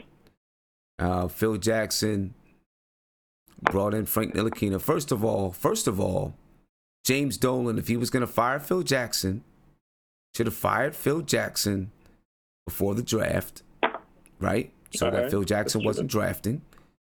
All right, so you could put that on James Dolan. And then, you drafted Frank Ntilikina with the Knicks. Now you're bringing a new regime. Dolan just used him as like a shield. It was like he used him as a shield. Blame him. So. I mean, he's not like basketball. Right. I mean, he used him as a shield. Everyone went crazy. It was just getting Frank. So then he's like, I gotta fire him now. I mean, but doesn't. I mean, I'm pretty sure there were things happening and going on. He had an idea. Yeah, he wanted to wave Melo. Right. He wanted to do other stuff. I mean, he at least had an idea. James Dolan. James Dolan at least had an idea that he was going to let Phil Jackson go. I don't think it just came out of the blue. He had an idea. And so you would think, if you have an idea, you would be thinking to yourself, do I do this before the draft? Because, I don't know. I just, in my opinion. Someone in time, all that. Yeah, in my opinion, James, that's on James Dolan, right? That's on James Dolan. And then now, when you look at Scott Perry and Steve Mills, they inherited Frank Ntilikina. Maybe that's not the person that they would have drafted, whatever. I'm not going to lie. I like Frank Ntilikina. What the heck? I like Frank Ntilikina. Okay. All right. I don't just look at, listen. I don't just look at points and assists. I could care less. Me neither. I could care less that he averaged 5 points over there. I care a little bit, but right. Why don't you care? That doesn't matter to me. Now, I do understand you're like, okay, maybe he wasn't worth the 9th pick. Maybe, you don't feel he's worth the 9th pick. Okay, but you got him now. Tell me why you like Frank. I'm telling you. Right? You got him now. Okay? Yeah. One, obviously, he has the ability to be a good defensive player. He also has a good basketball IQ. Very good basketball IQ. Huh? He does a lot of things on the floor. Like IQ. Yes, like basketball IQ. Mm-hmm. He does a lot of things on the floor that most people do not see. You can go back and look at a couple videos that I did about him that most people do not see because they're looking at the highlight reels in the flash. But Frank does a lot of things on the floor that lead players, or have led, and it doesn't happen all the time. And, first of all, with the whole Knicks team, it's hard to see what everyone can do right now, or at least last season, right? But he does a lot of little things on the floor. He does a lot of little things on the floor, right, that promote ball movement, that help other players get the ball in their spots. And if you really go in and watch games, you will see how other players would get the ball in the shooting pocket. Right? Because the accuracy of his passes. Listen, you gotta listen, bro. You gotta listen. Right? He does little things that maybe you don't see because you're worried that he scored only 3 points a game. Right? But every player is not going to be 12, 13, 14, 15 points a game. Would we like him to score more and be more accurate shooting the ball? Yes, we would. But he's also been in the league only for 2 years. For 2 seasons. Right. Will we like him to be healthier? Yes, we would. We would like him to be healthier, right? And he went out groin injury, ankle injuries. Those are injuries that hopefully they're not chronic, but they're also not injuries that end your career. Steph Curry also went out with injuries when he was young, and when he first got into the league. I'm not comparing him to Steph Curry. What I'm saying is Steph Curry is better now because you get a chance to work on your body. You increase your flexibility. You learn how to handle those type of things. And Steph Curry went out with the same kind of small little injuries, groin, knee, ankle, right, soreness, and those type of things. That's the one thing in this league today. We give up on so many young players so quick. So quick. Now, I'm not saying that the Knicks won't be right to trade him if they think that they can use that money to see their vision through. That's not what I'm saying. But I'm not going to say he sucks. He's only been in the league for 2 years. You don't know what he's going to be or what he's going to do. I'll tell Sometimes you it takes time. Frank is an absolute scrub in this league, if let me respond. I don't care how good your defense is in this league. If you are a complete liability on the offensive side of the game, you're not going to be able to play. You cannot be out there. Like, this man is a liability. You say he has good IQ. He's not a playmaker. I don't know how people confuse him with playmaker. But see, he's basketball. unselfish. I'll give you that. So what is a playmaker? Tell me what a playmaker is. What? Tell me what a playmaker is. A playmaker is a person who can create plays for other people, create offense for his teammates on the offensive side. Okay, so what do you do to create that offense? What do you do? Frank, I'll give you this. Tell me what you do to create that offense. What do you do to create that offense? Dribble? You pass, you make plays, you set players up to score. That's what. So like I said earlier, go back and watch some games. Right? You may not see Frank Ntilikina. You may not see Frank Ntilikina penetrate to the basket and dish it off. Absolutely. That's what most people look at as playmaking. I'm not saying you. I'm saying most people. Right? They look at, can he dribble to the basket and kick it off and dish it off? That's not the only way that you make plays. That's not the only thing about basketball IQ. Basketball IQ doesn't mean that basketball IQ doesn't only mean that you're a playmaker. Basketball IQ means that you know the game. If you go and you actually watch and pay attention to some things he's done in his rookie year and even this year when he was on the floor, he would talk to players, tell players where he needs to be on the floor, tell players what they need to do defensively. But everybody looks at the points. Everybody looks at the assists. Everybody looks at the stats that you can quantify on paper with numbers. But nobody looks at those other things. This is the reason. This is what Isaiah was saying earlier. This is what Isaiah was saying earlier about Draymond Green. This is the point he was trying to get to. Don't even compare Draymond Green. This is the point. You're not listening to me. I didn't compare anything. You got to listen, my man. This is the point that he was trying to say. Is that if Draymond Green was on a garbage team, would you look at the things that he does? And you're not going to call up and argue like that, bro. That's why I hung up on you. Right? But you're not... Draymond Green, the things that he does, you wouldn't care about if he was on a garbage team. That's what Isaiah was trying to say earlier. You wouldn't care about it. You wouldn't care about it. You know what I'm saying? There are little things. This was what Mark was saying earlier. There are these little things that so many people gloss over. So people can just, flat out just say he sucks. I'm going to ask you this. Go play a damn basketball game. Do that. Pick up a damn basketball. Do that. What I do not like when somebody just flat out says something, especially, I don't know if my man played basketball or not, but I'm speaking in general. Pick up a basketball, go play the game. See where your basketball IQ is. See if you know how to do the little things to help somebody win a basketball game. Because, listen, honestly, scoring the basketball, that's a small percentage of the game. Everything that you do, it leads to scoring, but most of the basketball game is made up of other things that you do on the floor. Setting screens, getting rebounds, making the right pass, making the right call on the floor, setting people up, organizing the team. Right? That's what the basketball game is made of. That's what it's made of. If you don't have people doing those little things, your team's going to be garbage. I can guarantee you that. You can have stars, but you'll be mediocre because you need the people that's going to do those little things that everybody else glosses over.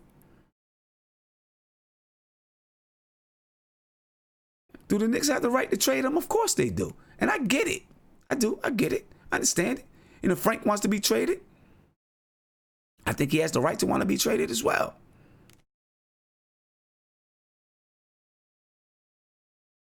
I think he has the right to want to be traded as well. People miss out on those things, man. I don't get it. People miss out on those things. Call Leon Live with another one Knicks. What's poppin'? Hey, how's it going, man? It's Kenji. How's everything? Hey, what's going on with you, my man? Not much. Hope I didn't get you at wrong time with that other call. He was bugging out a little bit. What's it called? Can I make a point real quick about the type of players I want? If we get the star players in free agency. Yes, sir. Yep. I know you were saying, I think, about Trier or Knox. They should be here. To me, those are the type of players I don't want if we get star players here, because I want guys like Frank, like you're saying, that are going to do everything. They're going to do little things, defend and move the ball. And Trier and Knox are not those. I know they're just rookies, but maybe they can get better. But they show no defense, no ball movement. You know what I mean? We need gritty guys. Guys are going to do a little bit of everything. And those are just one-dimensional players right now. You know what I mean? Yeah.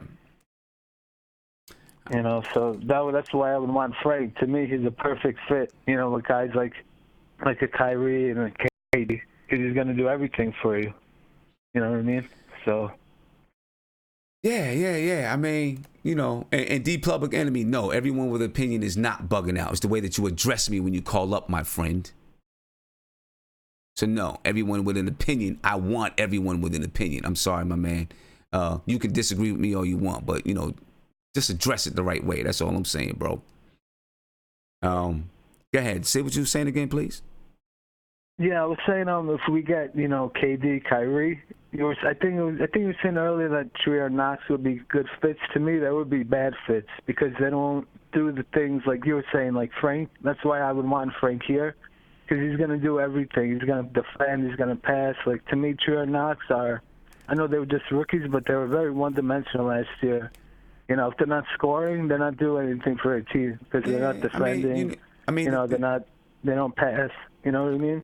I feel you. I mean, my thing about that with Kevin Knox, Alonzo Trier, Alonzo Trier's a little bit older, but with Kevin Knox, he's a rookie, man. I mean, you gotta let him grow into the game. Yeah. You know what I'm saying? I'm just saying, like you were saying, Frank, which is why I agree with you. I want him here, especially if we have those star players, because he's going to do everything for you. He's going to, I know he's not flashy, but he's going to defend. He'll make the right pass. I just want guys that are going to do everything on the court, as opposed to Knox and Trier. I know they're still young. Obviously, they can improve. But just saying that from last year, those guys were very poor defensively. They're not passers. I want guys that are just going to help the team in different aspects, not just scoring. You know what I mean? Yeah. I mean, it's those little things. I just seen somebody say it in the chat. Those little things really do count. Those little things mean so much. People don't get those little things mean so much on the court, on the basketball court. You know what I mean? If you don't get those little things, you're not going to win. You need those little things. Those little intangibles mean something. And people, I see people say, oh, this intangible thing, I seen it in the chat, this intangible thing, blah, blah, blah, blah, blah, blah, blah. But they're going to find out. They're going to find out how much those intangibles are needed when the Knicks that's why get better. Some people just want to see highlight plays. That's why people like DSJ is great. I'm like, no, he's not. I'd rather take Frank just because Dennis Smith will be on highlights with nice dunks. But Frank, is a smarter, probably better player, at least for me. I mean, I think, I'm not a fan of Dennis Smith. He can't shoot. I think he's going to be traded once we find our point guard. Whether we get Kyrie or Kemba, I think he's just going to be trade bait. You know? But see, I think you need both. You need both, right? You need a little bit of that lightning that Dennis Smith Jr. brings, because that brings energy to your team, right? It brings some energy. So you need a little bit. You need some of that lightning, right? You need that. All of a sudden, he penetrates down the lane and bomb. He put it on somebody's neck. You need that on your team because it generates energy. You know what I'm saying? It generates energy, especially let's say you're down 10 points and you need something. Your team's looking lethargic on the floor. Right. Well, guess what? The small plays, the little plays, the intangible plays will keep you there, so you don't get lost. But then all of a sudden, that dunk comes, bam, brings the energy. So you need both. You need both. You need both to make it work. You know what I'm saying? Right. You Can need I both to say make it about work. Taco real quick? I don't Yeah, go think ahead. he doesn't fit this, today's game. He's way too slow, Like, look at Cantor. He couldn't even play in the series against Golden State because, can't defend the pick and roll. He can't spread the floor. So he doesn't fit in this league. No way. At best, if he's even drafted, he's not going to be, an impact player. He's way too slow for the game now. Yeah, we'll see, man. We'll see. Well, listen, they said, be baller for real. What are intangibles? Intangibles are usually things that you can't quantify on. You don't quantify on a stat sheet, right? Maybe the pass. You make the pass that goes to the assist, but if you didn't make that pass, that person doesn't get the assist. Little things like that, or the intangibles.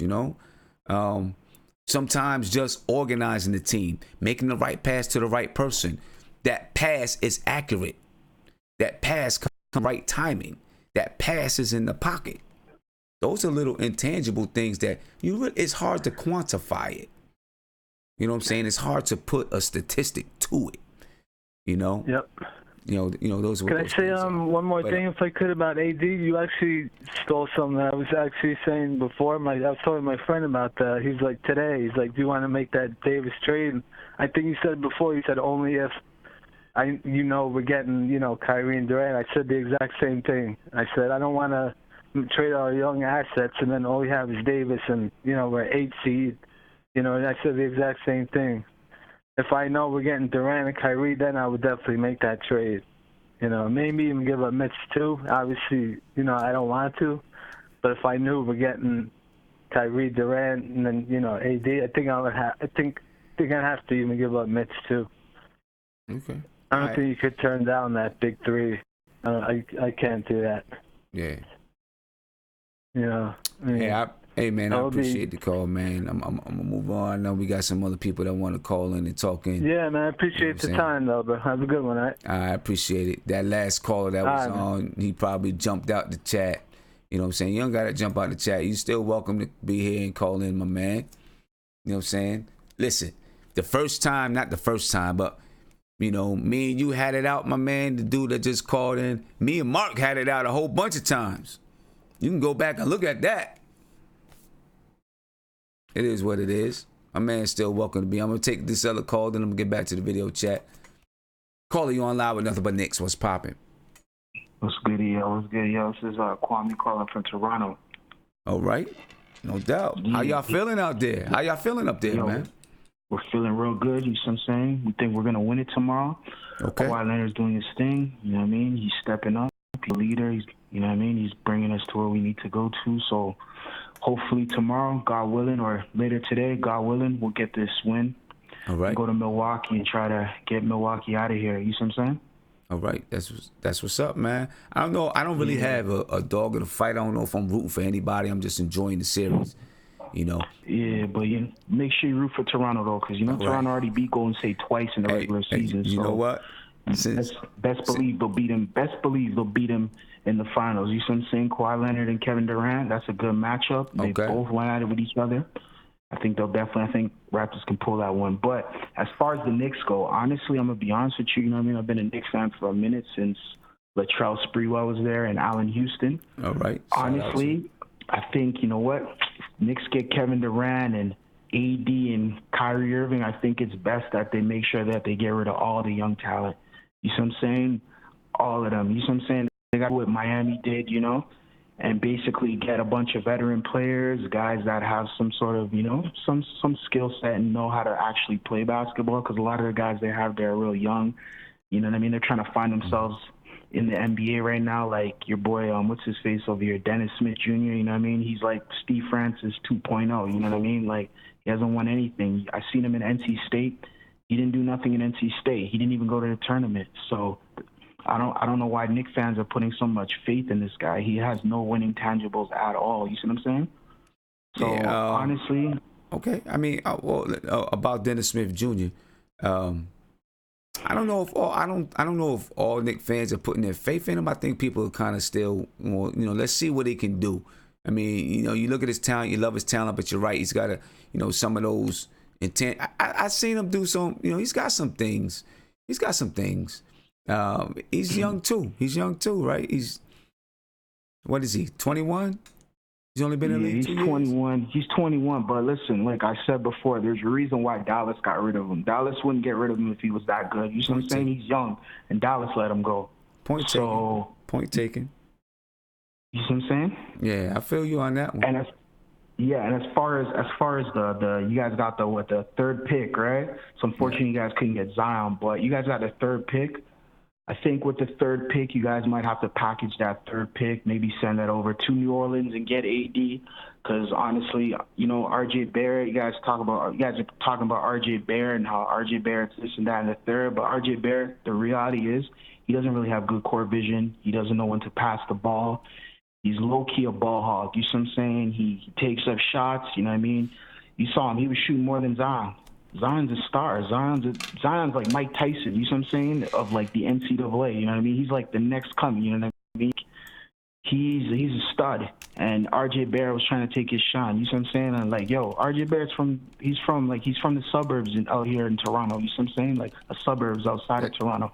So like we know the guy, you see what I'm saying? And yeah, that's what I was going to ask you.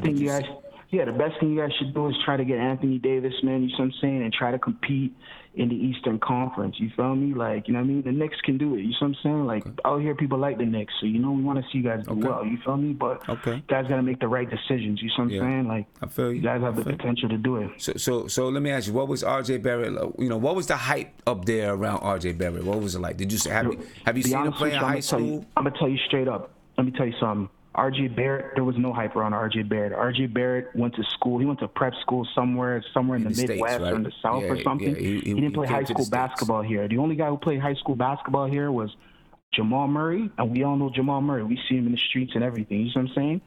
And what's my boy over here, Andrew Wiggins. Andrew Wiggins played high school basketball here, and so did Tristan Thompson. So those are guys we're familiar with. As far as RJ Barrett did, he played for the national team, and he won gold for like the junior national, I think under 19 or something like that. But that's as far as it went. He's been playing prep school in the States pretty much his whole entire life. If you talk to him, he probably doesn't even sound like he's from Canada. You see what I'm saying? No, he doesn't. So he's a ball hog, and we know it out here. We see it. We're like, yo, pass the ball to Zion. Pass the ball. He doesn't pass the ball. You see what I'm saying? Yeah, I mean, but you know, he was before Zion became the consensus number one pick, coming into that last season, you know, he was the guy that everyone was like, you know, he's going to be the number one pick. You know, but you're right. He was the number one consensus pick. But let's be real, like let's be honest, bro. If you know basketball and you know the history of basketball, usually players, he's a left-handed player. Like how many left-handed players in the NBA have scored 20,000 points? How many? I don't think there's been a single one that scored 20,000 points. You see what I'm saying? RJ Barrett at best might be the next Kent Bazemore. You feel me? That's what I'm seeing RJ Barrett. Okay. You guys need to start taking a look at that. Okay. And people are saying, "Oh, I'm hating." No, I'm keeping it 100, bro. Like we know players, though. I'm telling you right now, I ain't hating. People in the chat say he hating. I'm telling you straight up. Go look at the stats. Go look at any player, left-handed player, have they ever scored 20,000 points in the NBA? I don't think there's a single one. Okay. Well, I mean, you know what? That's a good thing. I've never paid attention to that. You know, that's something we can definitely look at. Let me just ask you this one thing, because you know, it sounds like you're a little bit salty because he left and went and played ball in the States and didn't stay in Toronto. You know, you're not mad at that. That's not even what I'm mad at. I'm just telling you straight up. Like, I'm speaking straight facts. Like, bro, when we watched the tournament, we saw RJ Barrett play. People out here were like, yeah, he's talented, but he needs to learn how to pass the ball. He needs to learn how to have better court vision, be able to pass the ball and dish it out to Zion. Something he didn't do. Zion is a stud, man. You know what I'm saying? Okay. Zion is a star. You know what I mean? Right. He is. I like Zion, man. I like what he's about too. But hey, but listen, I'm gonna be. It's because you called up, man. I'm rooting for Toronto. I'm be rooting for Toronto. Thank you. You know what I'm saying? Thank you. You supporting me. I'm supporting you, bro. Definitely get it done tomorrow. Yeah. Hey, I appreciate it, bro. All right, no problem. All right. Peace out, man. Peace. Okay. Always nice to have some people come in from some other places, man. I think last stream we had a dude call up, young kid, called up from New Orleans. You know, talk about the feeling about. I should have asked my man about Kawhi. You know, how everybody's feeling about Kawhi and if he's gonna stay. Yeah, let's get back to the video chat, man. See what's popping over here in the video chat. I'm gonna come to Mark. Hey Mark, what's good, man? Yo. Who's Mark? What's up, man? What's good? What's going on, bro? This is the last talk of the show? Yeah. We coming down to the end, man. Hey, can you turn that down in the back? Oh, my bad, bro. All right, yeah, we coming down. We coming down. We're not at the end yet, but we coming down to the end. You know what I'm saying? So, the Knicks, let me ask you this. The Knicks, you know, we will talk about news from the NBA Combine a little bit. I want to get back to that. The Knicks interviewed 30 players, NBA Combine. I want to talk about that Taco. I want to talk about Taco. Okay. All right, cool. We interviewed R.J. Barrett, Ja Morant, pretty sure Cam Reddish, Jared Culver. Yeah. You know, interviewed some of these guys, but yeah, I think that's all just investigative work. R.J. Barrett is probably the guy. Yeah. I know the last caller doesn't think R.J. Barrett should be the guy. You know what I mean? But R.J. Barrett is probably the guy. And then, you know, I think the Knicks are probably thinking and looking and want to get a late first round or second round pick.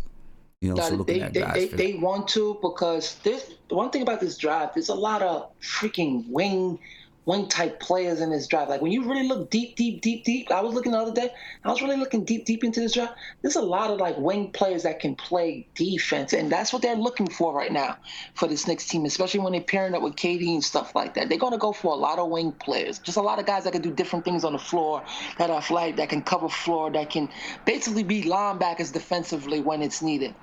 But the reason why, let me say something about R.J. Barrett. I don't think the kid sucks. I think he's very good.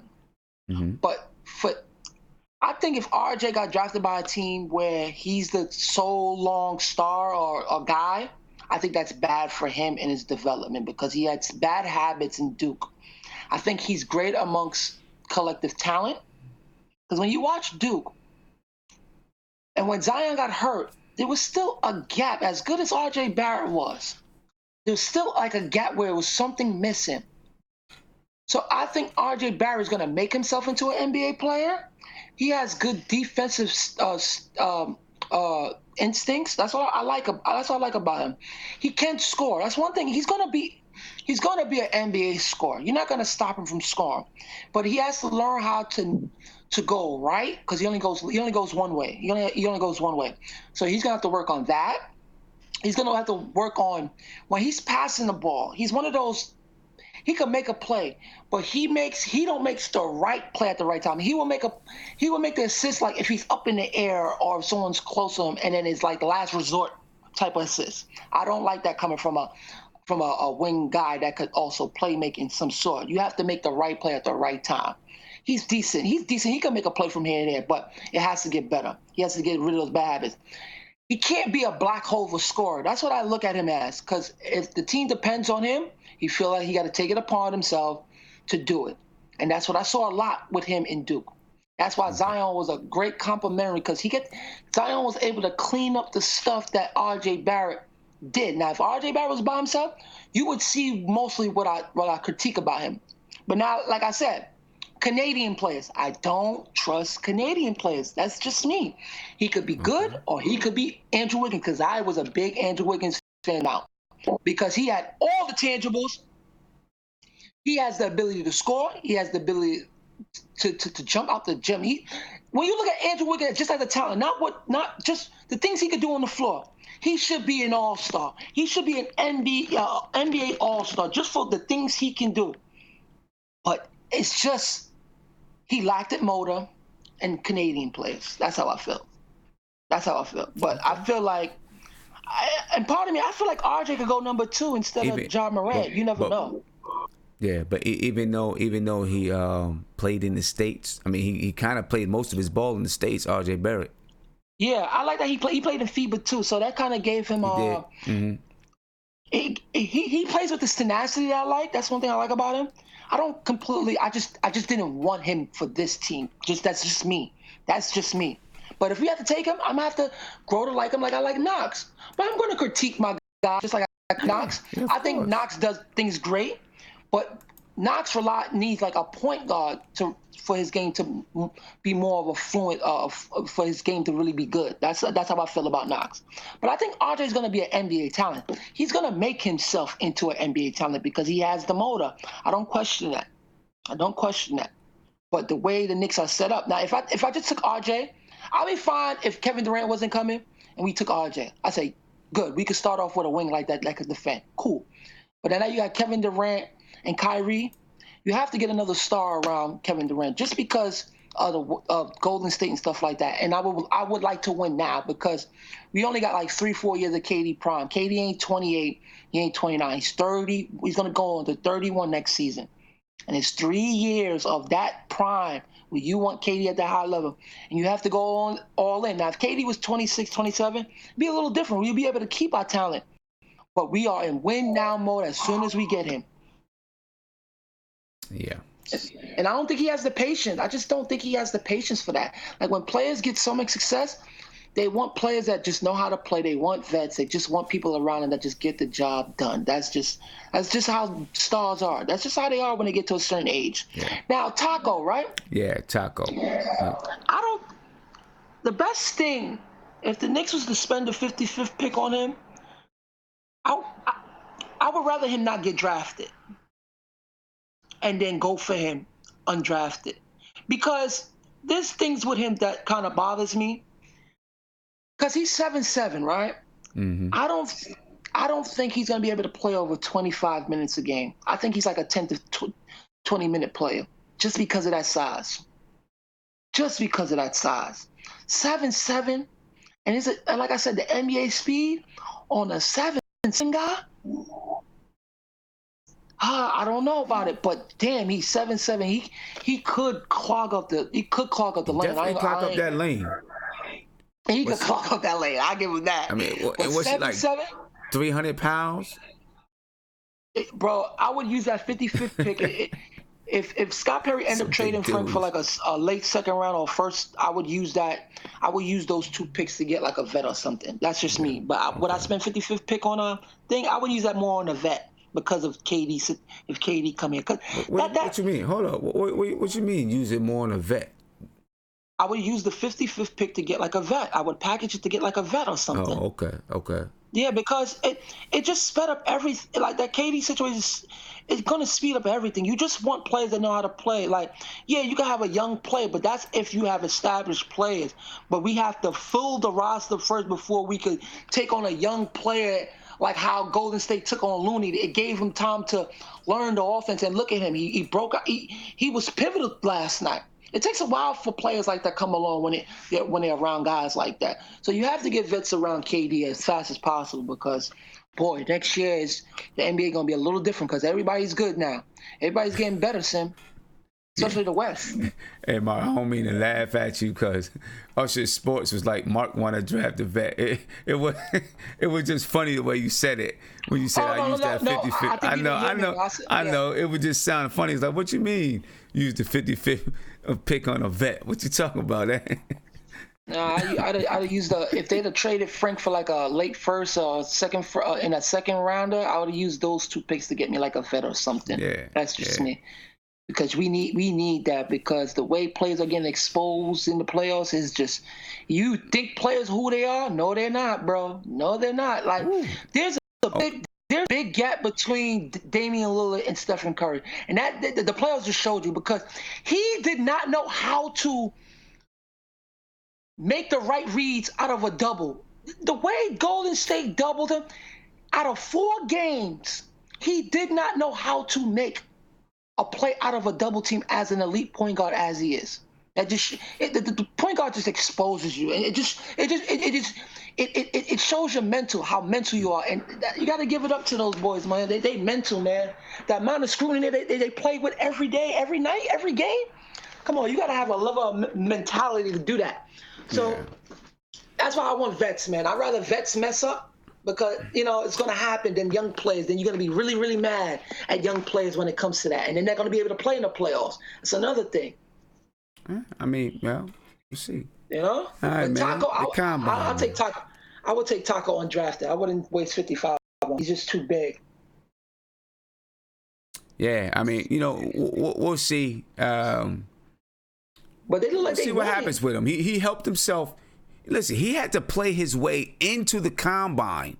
He wasn't even invited to the combine. He had to play his way into the combine, and then what? So his workout was good. Or basically, like he had I forgot exactly what it was he went to, but he went there, and I guess his performance there, whether they played and they measured him, kind of like another preliminary combine for people not invited, and they would invite 5 people from this other thing to the NBA combine. So he had to play himself into the combine, and then he impressed at the combine. So we'll see what happens, man. We'll see what happens. I think he's good defensively. But we talking about a 7'7" guy running up and down. I wouldn't mind taking Taco 55. If it happened, it happened. Yeah. Because he's kind of intriguing to have a big center in the middle like that. Jesus Christ. 7'7". It's intriguing. The size is intriguing. The size is intriguing, and and they was this close to winning in the Final Four. So he was a big part of what they did defensively. Yeah. He ain't no scrub. He ain't no scrub. I just don't want him to be the next to beat. Remember to beat that he played for Connecticut? Yeah.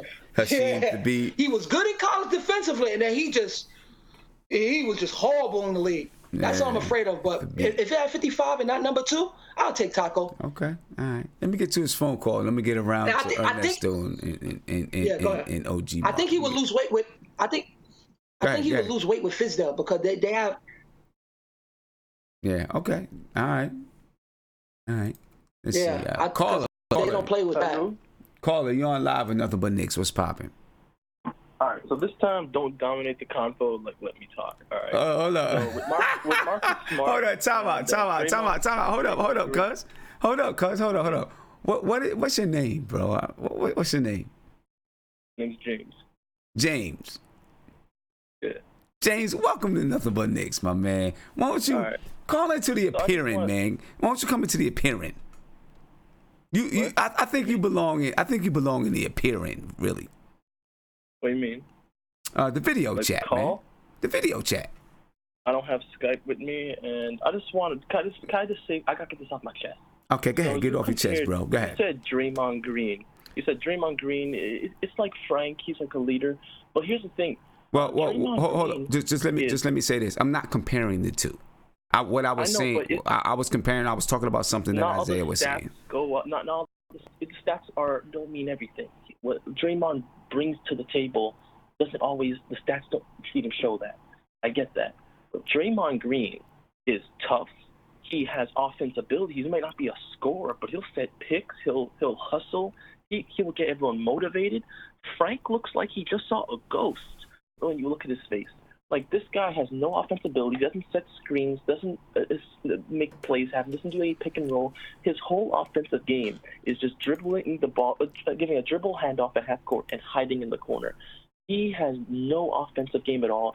And out of any point guard we've had in the last 2 years, he's only better than Ramon Sessions. He got outplayed by Kadeem Allen. Like, how do you even guys like people I see compared to, like Marcus Smart, Patrick Beverley, those people are tough. Those are glue guys. Those are people the team listens to. Frank is just not that guy. Like, all right. Let's give him a couple years. Those guys been in the league for a while. Let's give him a couple years. Let's see what happens. Yeah, but all right, but what player do you think he's going to be? I don't know. I don't know what player he's going to be. I hear people saying Ron. Well, you know, a lot. Some people look at his body type and say Sean Livingston because of his body type. With the way that he's lifting weights, I don't know. He might. I think he's going to be. Sean Livingston is naturally thin, right? He's what, 30 whatever years old. He's never really. He's retiring. Bulked up, right? Because that's just his body size. I think Frank, He has broader shoulders, so I think he's going to bulk up a little bit more, get a little bit bigger. So I don't know which. Who knows which way it could go? Who knows which way it could go with him? It could help him increase speed, or it could slow him down. It depends on the type. It's hard to say. I think earlier I compared him. I said maybe he'll be like a George Hill or something, if he can knock down that 3-point shot. I just don't see that. But here's another thing I want to bring up. A lot of people were like saying we shouldn't get rid of Jordan Hill. He's young. He's in his rookie year. We got rid of him. That's a pretty good move if you ask me. Getting rid of him his rookie season. Jordan Hill. Yeah. Getting rid of. I mean, I think. I never. When we drafted Jordan Hill, I never thought it was going to be good. I ain't gonna lie. I never thought he was going to be. It didn't bother me that much to move Jordan Hill. I think he had a couple of okay years with the Lakers, maybe, but I never thought he was going to be good. So, do you really think Frank is going to be like a key rotation player to a championship, a starter, or just none of those? I think that. I can't say right now what he is or isn't going to be. I mean, there are players where you can say he's going to be a key piece to a good team, at least, right? But I think that Frank does do a lot of little things he'll be a piece to a good team. But can you bring up some examples? Because defensively, I get you. He's one of the best perimeter defenders. Okay, this is what I'm gonna do. This is what I'm gonna do. This is probably going to be some of the best examples where you can see it visually. I have a video called 5-Minute Frank. But I've seen every game. I've seen your videos, but those highlights, those things that you point out, you could say that about any player. You could talk about that about Moutier. No, I don't think so. Everyone makes those kinds of plays. It's not wow, think so. Frank has something no one else has. I'm not saying that there's something that nobody else has. I'm not saying it's something that nobody else has. People say, look at his passing ability, but everyone has a passing. Gerald Jack was an all-star compared to Frank. Listen. This is what I'm gonna say, right? This is what I see. Yeah. And I've played the position for a very long time, and I played the position not from a scoring guard, right? From high school into college, I was basically like 13 points, 8 assists per game, right? That's better than Frank. Right? Yeah, but this was on a high school. Obviously, I didn't make it to the NBA either, right? But my game, a lot of things that I did and what of course, I'm a little bit older, and what my coaches really wanted me to be able to do were little things that really put players in position. Right, get the ball up the sideline to our shooting guard, which in the conference we played was the best shooting guard in the league in our conference. Right, get the ball up the sideline. Let's see if he can get the ball to him. It comes back to me, especially if the team is in a 2-3 zone. My job was not to look to get my shot up. My job was to make sure that the ball got swung to the other side of the floor. Right, got swung to the other side of the floor so that we could get the defense rotating. My job when the defense was to break down, to get the team organized, right? And then there were just little plays that I could pay attention to, that I could see. I knew what time was on the clock. I was in constant communication with my coach, so I can come over to the foul line and tell everyone, you need to do this, you need to do this. Coach wants this done, coach wants that done. Shane and Ronnie, you two need to make sure you're boxing out this 6'8" dude. Right, because our tallest player was 6'4". You two were doing a double box out here. We're doing this there. We're doing that there. On the floor, right? I may not have the basketball, right? Still working out instructions to tell people you need to do this, you need to do that, you need to do that, right? In the box scores, none of that stuff ever showed up. Games where I've had 5 points, I still led the team. I still made sure things were happening on the floor. You know what I'm saying? Sometimes it was just the right pass at the right time to the right person. Sometimes it was just finding the right person in the post. Did you have a lot of assists per game or no? Not always. My average was about 8. But there were times when I had none. But I still controlled the floor and controlled the game, right? By making the right decisions and barking out even when I didn't have the ball in my hand. You know what I'm saying? Yeah. And those are the type of things that I see because that's what I'm paying attention to. Other people may not see it, but I pay attention to those type of things. Yeah, it reminds me of like a Patrick Beverly. Like you go to your teammates and tell them what to do, and they're like, "Yeah, this guy knows." Do you think, like, let's say we get Kyrie and KD next year, and Frank says, "Yo, they're gonna slap him in the face." Even so, Frank doesn't even show like he's not even vocal. He doesn't show any leadership. Like I know he's in his second year, but he just doesn't look like he could be in the same class as like a Patrick Beverly because he's not tough. He's not coming from any like big background. He's just some French boy, and he doesn't like. He's not a playmaker. I don't know how people can. He averages less than 3 assists a game. But look. Right? I wasn't the type of guard that penetrated and kicked it. I wasn't the type of guard that made the fancy passes and did all those type of things. But I still made plays happen, even if it just meant setting people up. Even if it just meant calling out the right play at the right time or the right set at the right time. It didn't always have to be a play. The right set at the right time for the right person, right? Those type of things you do not know is happening, right? Other players don't know it's happening because you don't know what the play is. You don't know. You might have an idea that this person needed to get the ball, but you don't know what kind of mismatches, what kind of strength differences there's on the floor that the players do and what they're talking about in their huddle. You know what I'm saying? So those type of things, people don't see them or don't pay attention to them. Do you see Frank like pointing out stuff, giving like a pass, hockey pass or whatever? What I see personally, and I watch every single game. He just gives a dribble handoff at midcourt, hides in the corner, and he looks like he just saw a ghost. Like he's so shell-shocked. It looks like he's part of the offensive ball. It's like 4-on-5 on the offensive end. He's equivalent to like Joakim Noah on offense, but he's a guard. That makes it even more worse. Well, first of all, I really do think that's a myth. People get that from the first season, right? And you know why that happened in the first season?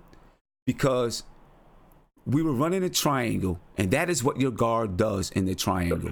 You pass the ball, you cut, and you go to the corner. Season? Huh? Excuse me, the first Frank's rookie season? The rookie season under Jeff Hornacek, the Knicks were running a triangle, and that is what the guard does. Triangle after Phil left, though.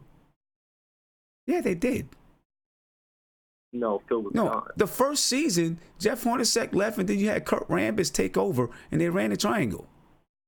They ran the triangle. I didn't see much of that. I just saw pick and roll with KP and Jack. I didn't really see triangle. Dude, they ran the triangle. Jeff doesn't even know the triangle. Dude, the entire season with Jeff Hornacek ran the triangle. They kicked them out, and then Kurt Rambis came in and really pounded down the triangle. Kurt Rambis really enforced the triangle in the 2017-18 season. He really, he really pounded down the triangle. Do you pay attention to anything that was going on with the Knicks? That was Derrick Rose was upset because he said, I'm not the type of guard that passes the ball and goes and stands in the corner. That's not what I do. Dude, you just invalidated yourself.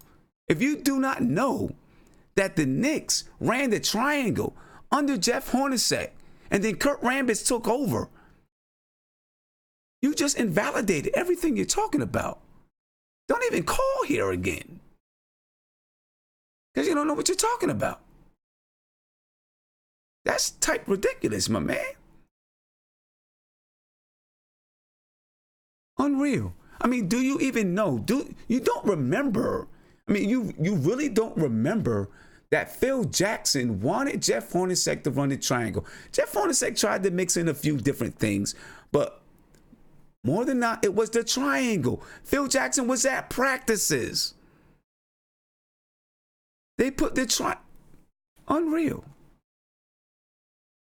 Anyway, you know what's going on with these people, man. Where do these people come from? Where do these people come from?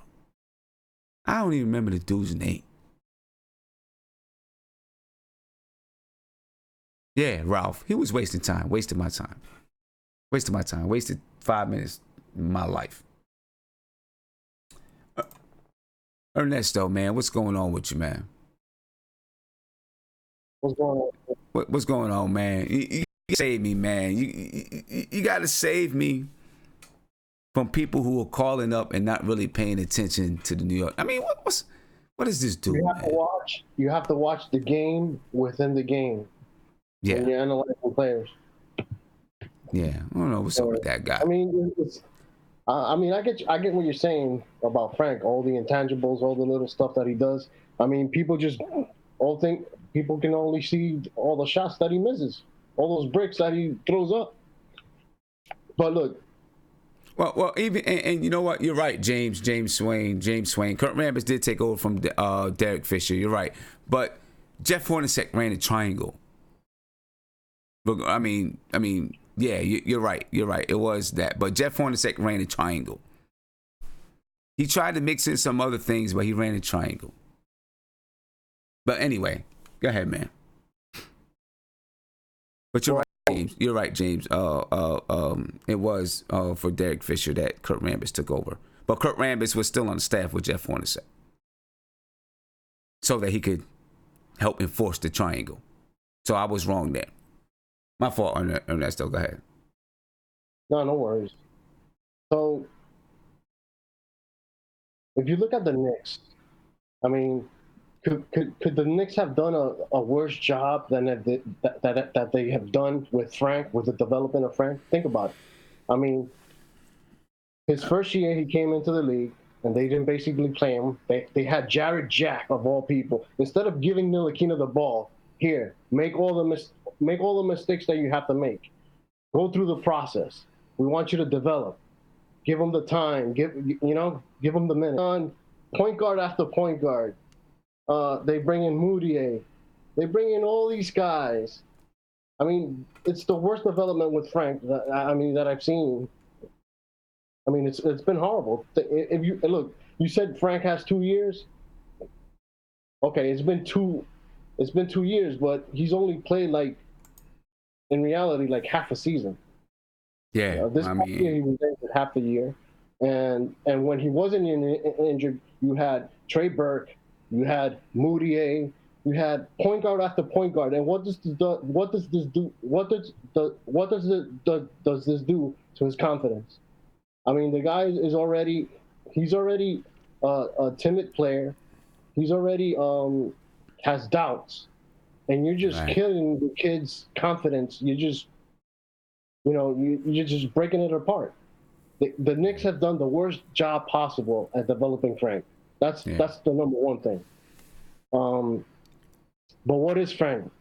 I mean, Frank right now, his floor is a guy who can probably play backup at 3 different positions and be a two-way player. I know that offensively he's not there yet. I mean, obviously, we've seen his struggles. But the kid is just 20 years old. People don't understand this. He's coming from a different country, from a different culture, a different basketball culture. I mean, this is all new to him. And what the Knicks have done in his development has been horrible. This has been horrible. Look, Hornacek they should have forced Hornacek to play him instead of Jared Jack.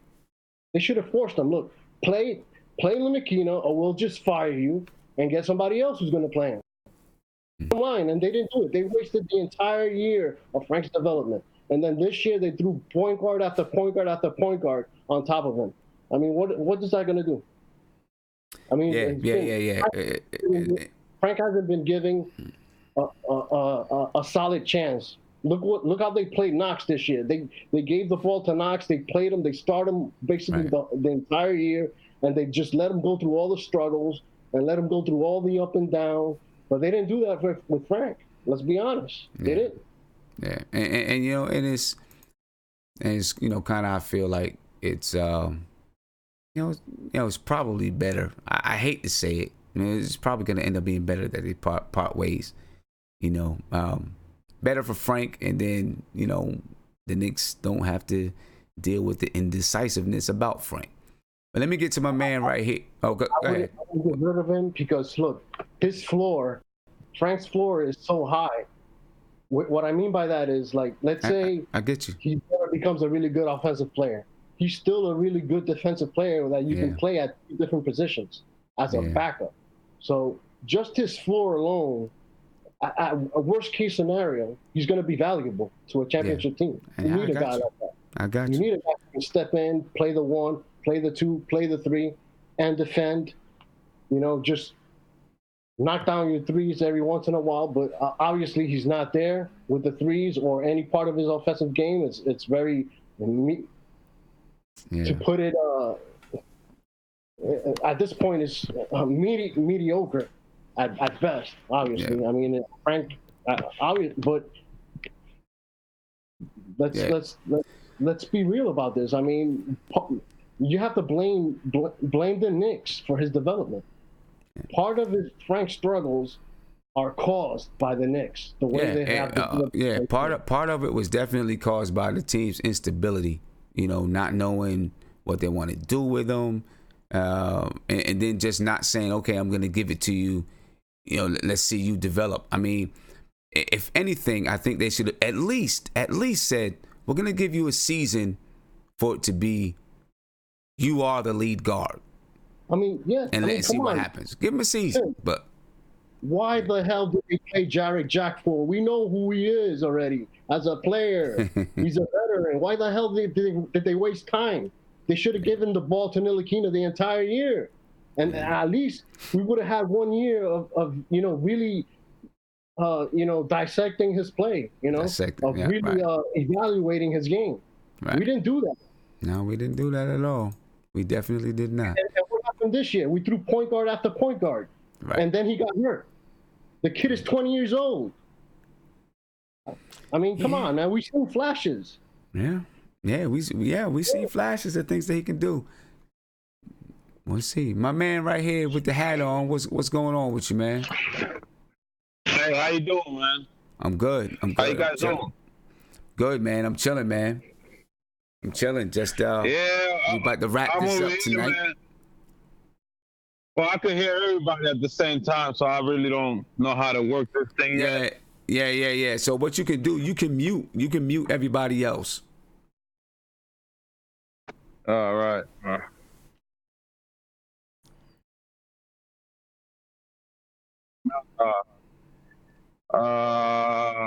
Settings, right? You should be able to just go to their video. Anyway, well, go ahead. Well, anyway, I'll try to talk over everybody else. I'm over here in Portland, man. A little sad Portland got eliminated today. But at the same time, man, I'm celebrating because, that lets me know that the Warriors don't really need KD. So I think KD is on the way. And, with Kyrie, when we get Kyrie, and then I think we're gonna have a squad. If we could trade for AD too. Yeah.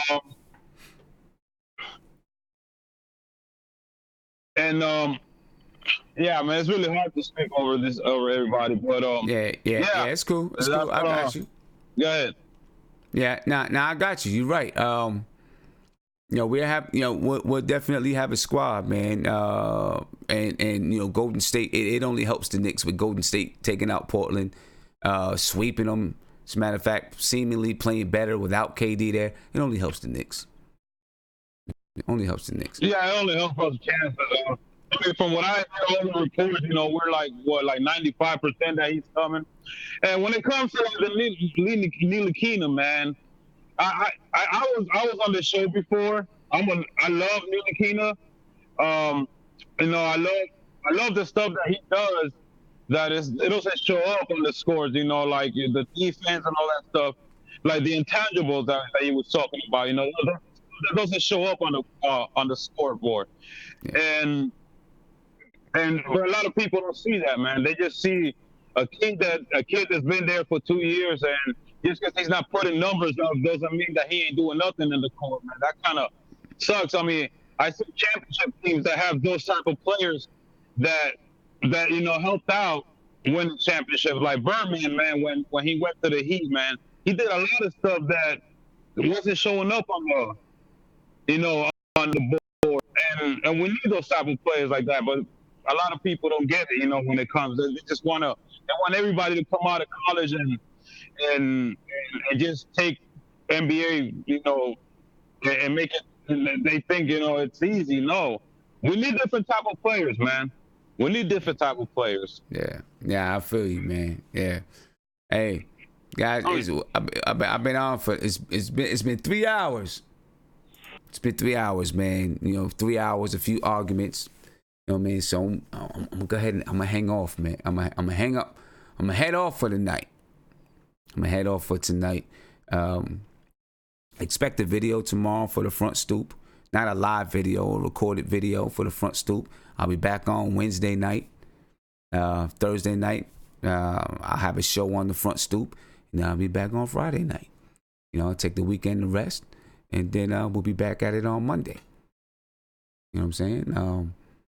Also, I just want to tell everybody, if you want to attend NBK opening night, the time is now for you to reserve your tickets. So reserve your tickets. I'm going to put a link in the chat so that you can reserve your tickets. The link to the website, nothingbutnicks.com, and you can reserve your tickets. All right, you can put a down payment on the tickets. Now, reserving the tickets, it doesn't lock you into a price. I want to be clear. It doesn't lock you into a price, but what it does do is make sure that you have a ticket, and then I can contact you when I get the price from Madison Square Garden, and then we can take care of the rest. All right. So, go ahead and, take care of that. You know what I'm saying? Go ahead and take care of that. I'll put it in there one more time so you can go on the website and reserve your tickets. All right. Do me a favor. Like the show. Last show, we got up to 1,300 people. It was like 1,365 people. I think that's what it maxed out at before I had to get off. We probably would have got up to 1,400. We did tonight we got up to 500. We're trying to make this thing pop and grow and grow and grow and get big and big. Keep the live streams bumping. You know what I mean? So do me a favor, like the channel. Make sure you like it. Hit me with those thumbs up. Subscribe to the channel if you haven't subscribed to the channel. Share it on Facebook, Instagram, Twitter. You know what I'm saying? And let's make this thing happen, man. Twitter at Nothing But Knicks, Facebook at Nothing But Knicks, Instagram at Nothing But Knicks. So go ahead and follow me on all of them. You know what I mean? And subscribe to the channel if you're not subscribed. Big shout out to my guest that was on the show. Listen, you can be a guest at any time. Appear.in/NBK is right up at the top of the screen. Anytime you can be a guest, you can be a video guest. I can only take up to 11 people in the chat. So once it gets to that point, it's done. I'm saying once you get to that point, it's done. All right. Appear.in/NBK. Video chat in. You can be part of the show. You know what I'm saying? You're already part of the show because you're listening, and I appreciate you for that. But you could be, if you want to get on the screen, you can get on the screen. Appear.in/NBK. You can call 516-405-2246. You know what I'm saying? My man Z, what's poppin' with you? I appreciate you, my man. Everybody in the YouTube chat, I appreciate you.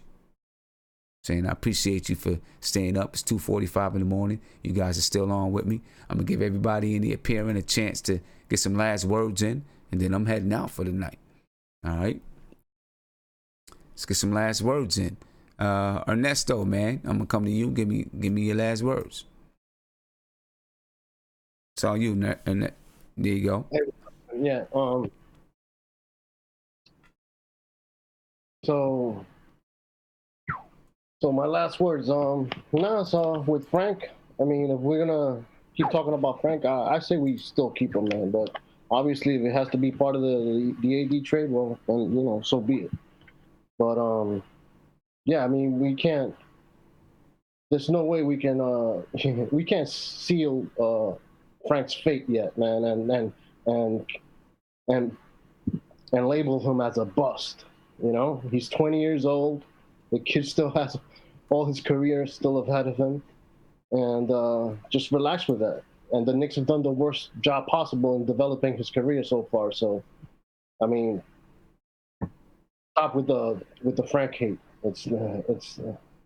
I hear you, man. I hear you. I hear you, man. I appreciate everything you're saying. I'm with you 100%. No doubt. I just wanted to make a comment, bro.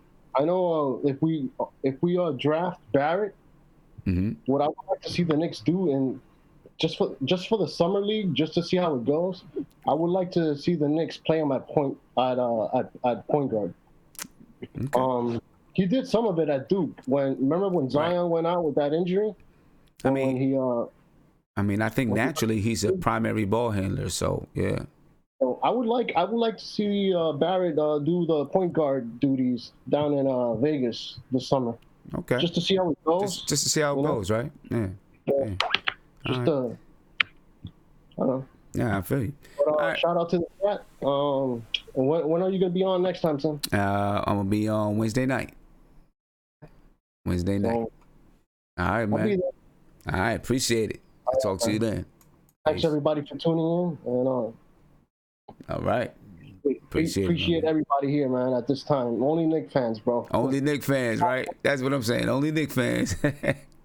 Only Knicks fans. All right. We deserve a good summer. Let's see what happens. Yeah, no doubt. We deserve it. All right, man. I'll catch you Wednesday. All right. Later. And I see my man Beat Baller for real said, trying to, keep up with my rivals. Nah, man, I don't have no rivals, man. No rivals. Look, I'll put it like this. My goal is not to be the biggest on YouTube or the #1 channel on YouTube or any of that stuff. It's just all about Knicks fans. You know what I'm saying? It's fun. I love doing it. We have a good time over on here. And we're going to keep the channel's going to grow. The hip-hop channel's going to grow. You know what I'm saying? I'm not stressing it about any kind of subscriber numbers or anything like that. You know what I'm saying? I just, I do it the way that I do it. And it happens the way that it happens. And, we keep it organic. And we keep it real. I'm saying we keep everything organic and we keep it all about the fans anyway. It's about y'all. I'm saying it's about you guys. Yeah. You know what I mean? So let's come back over here. OG Mark, man, I'm coming to you, man. Some last words for me. OG Hey, Mark. what's happening? What's going on, man? Any last words? Yeah, sure.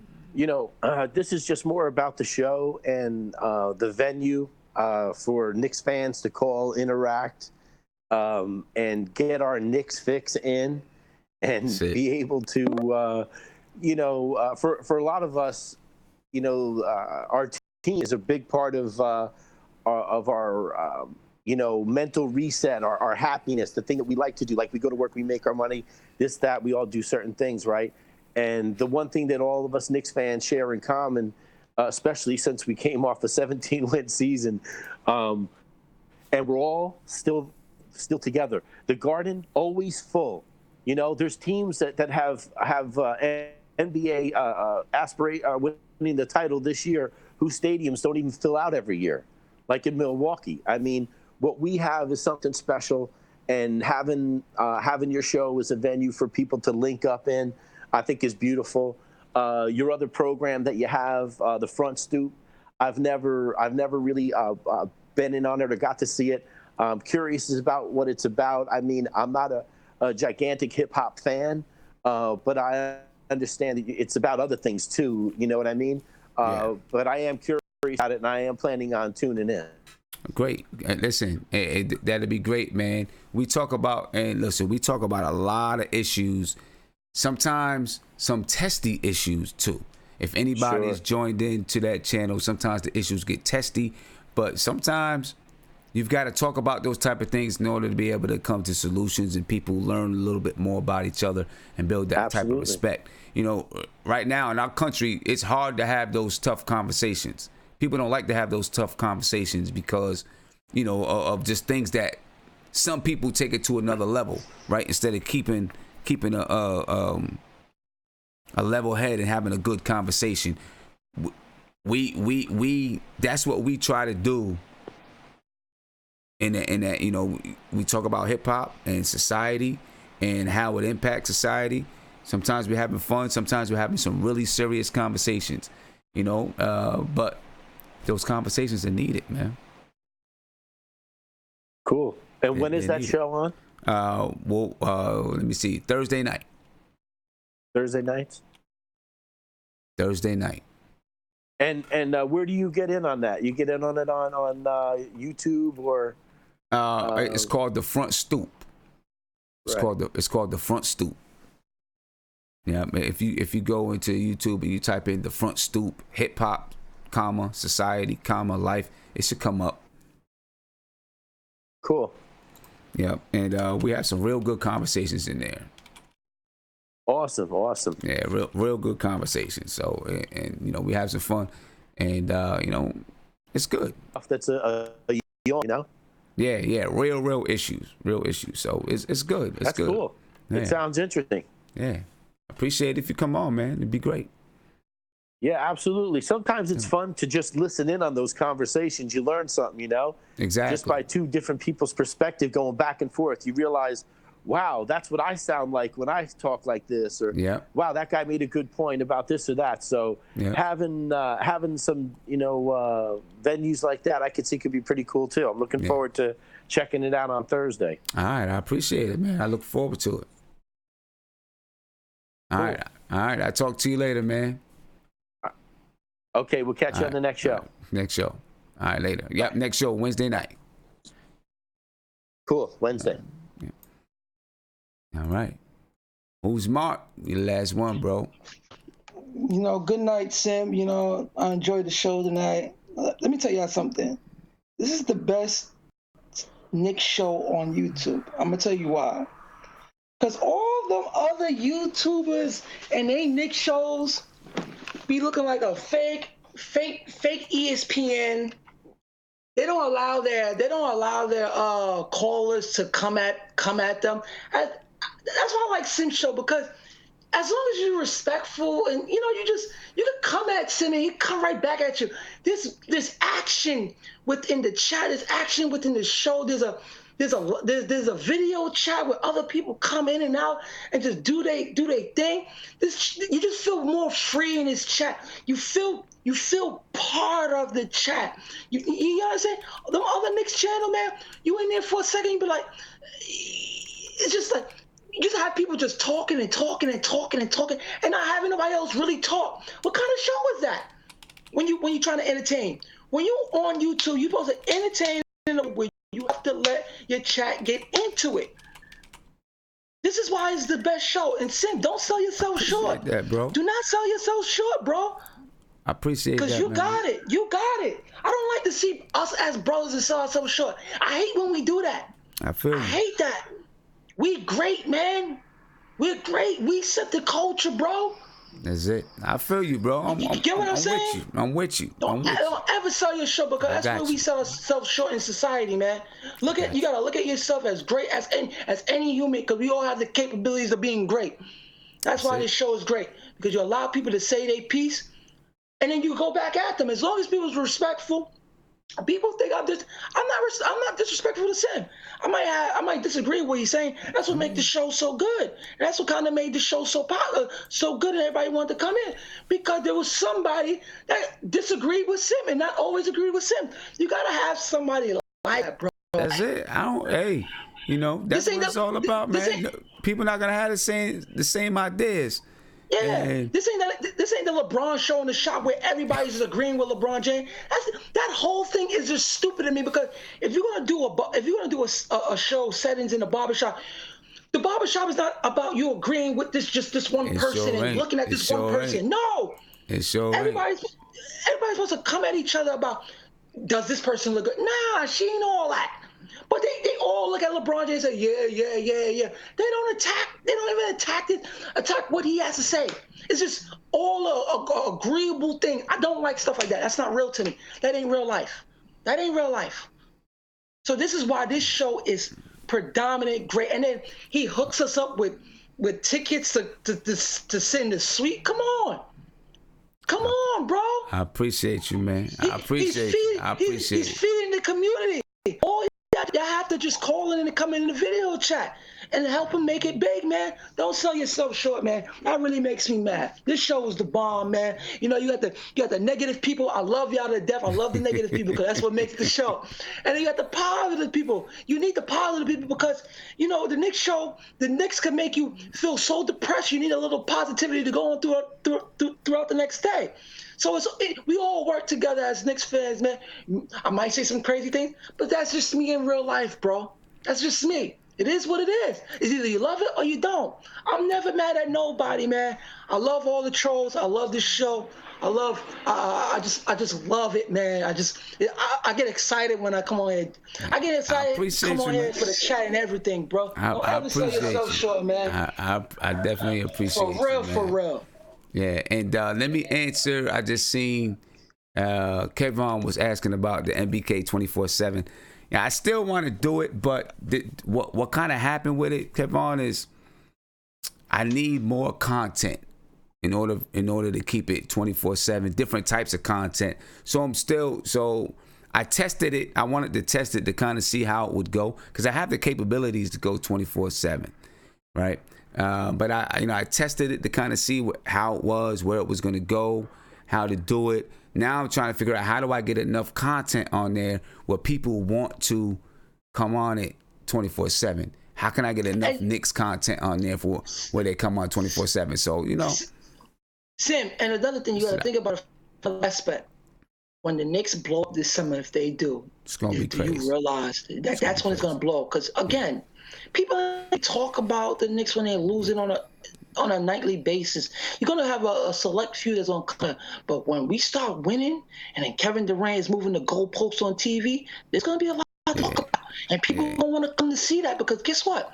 When there's happiness, people are gonna find a way to positive content, and this is the show. I'm telling you. Just look at draft night. Imagine if we got #1 pick. Just imagine that. Crazy. It'd be crazy.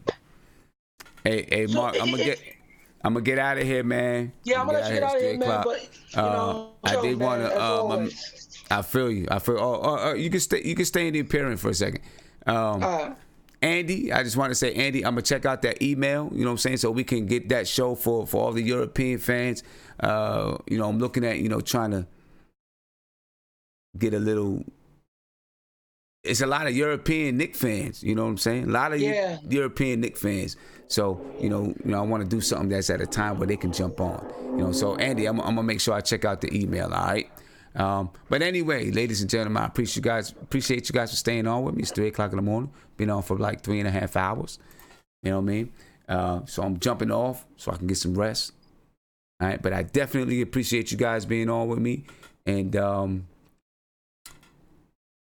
we're gonna do it again Wednesday night. But like I said, I will have. I plan to have a hip hop video tomorrow. We'll be on Nothing But Knicks Wednesday night. Thursday night we'll do a hip hop video. Then we'll be on Nothing But Knicks Friday night.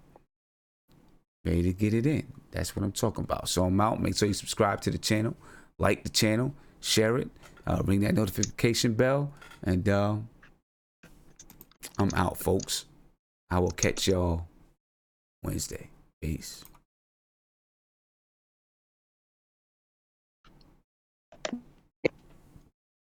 This show is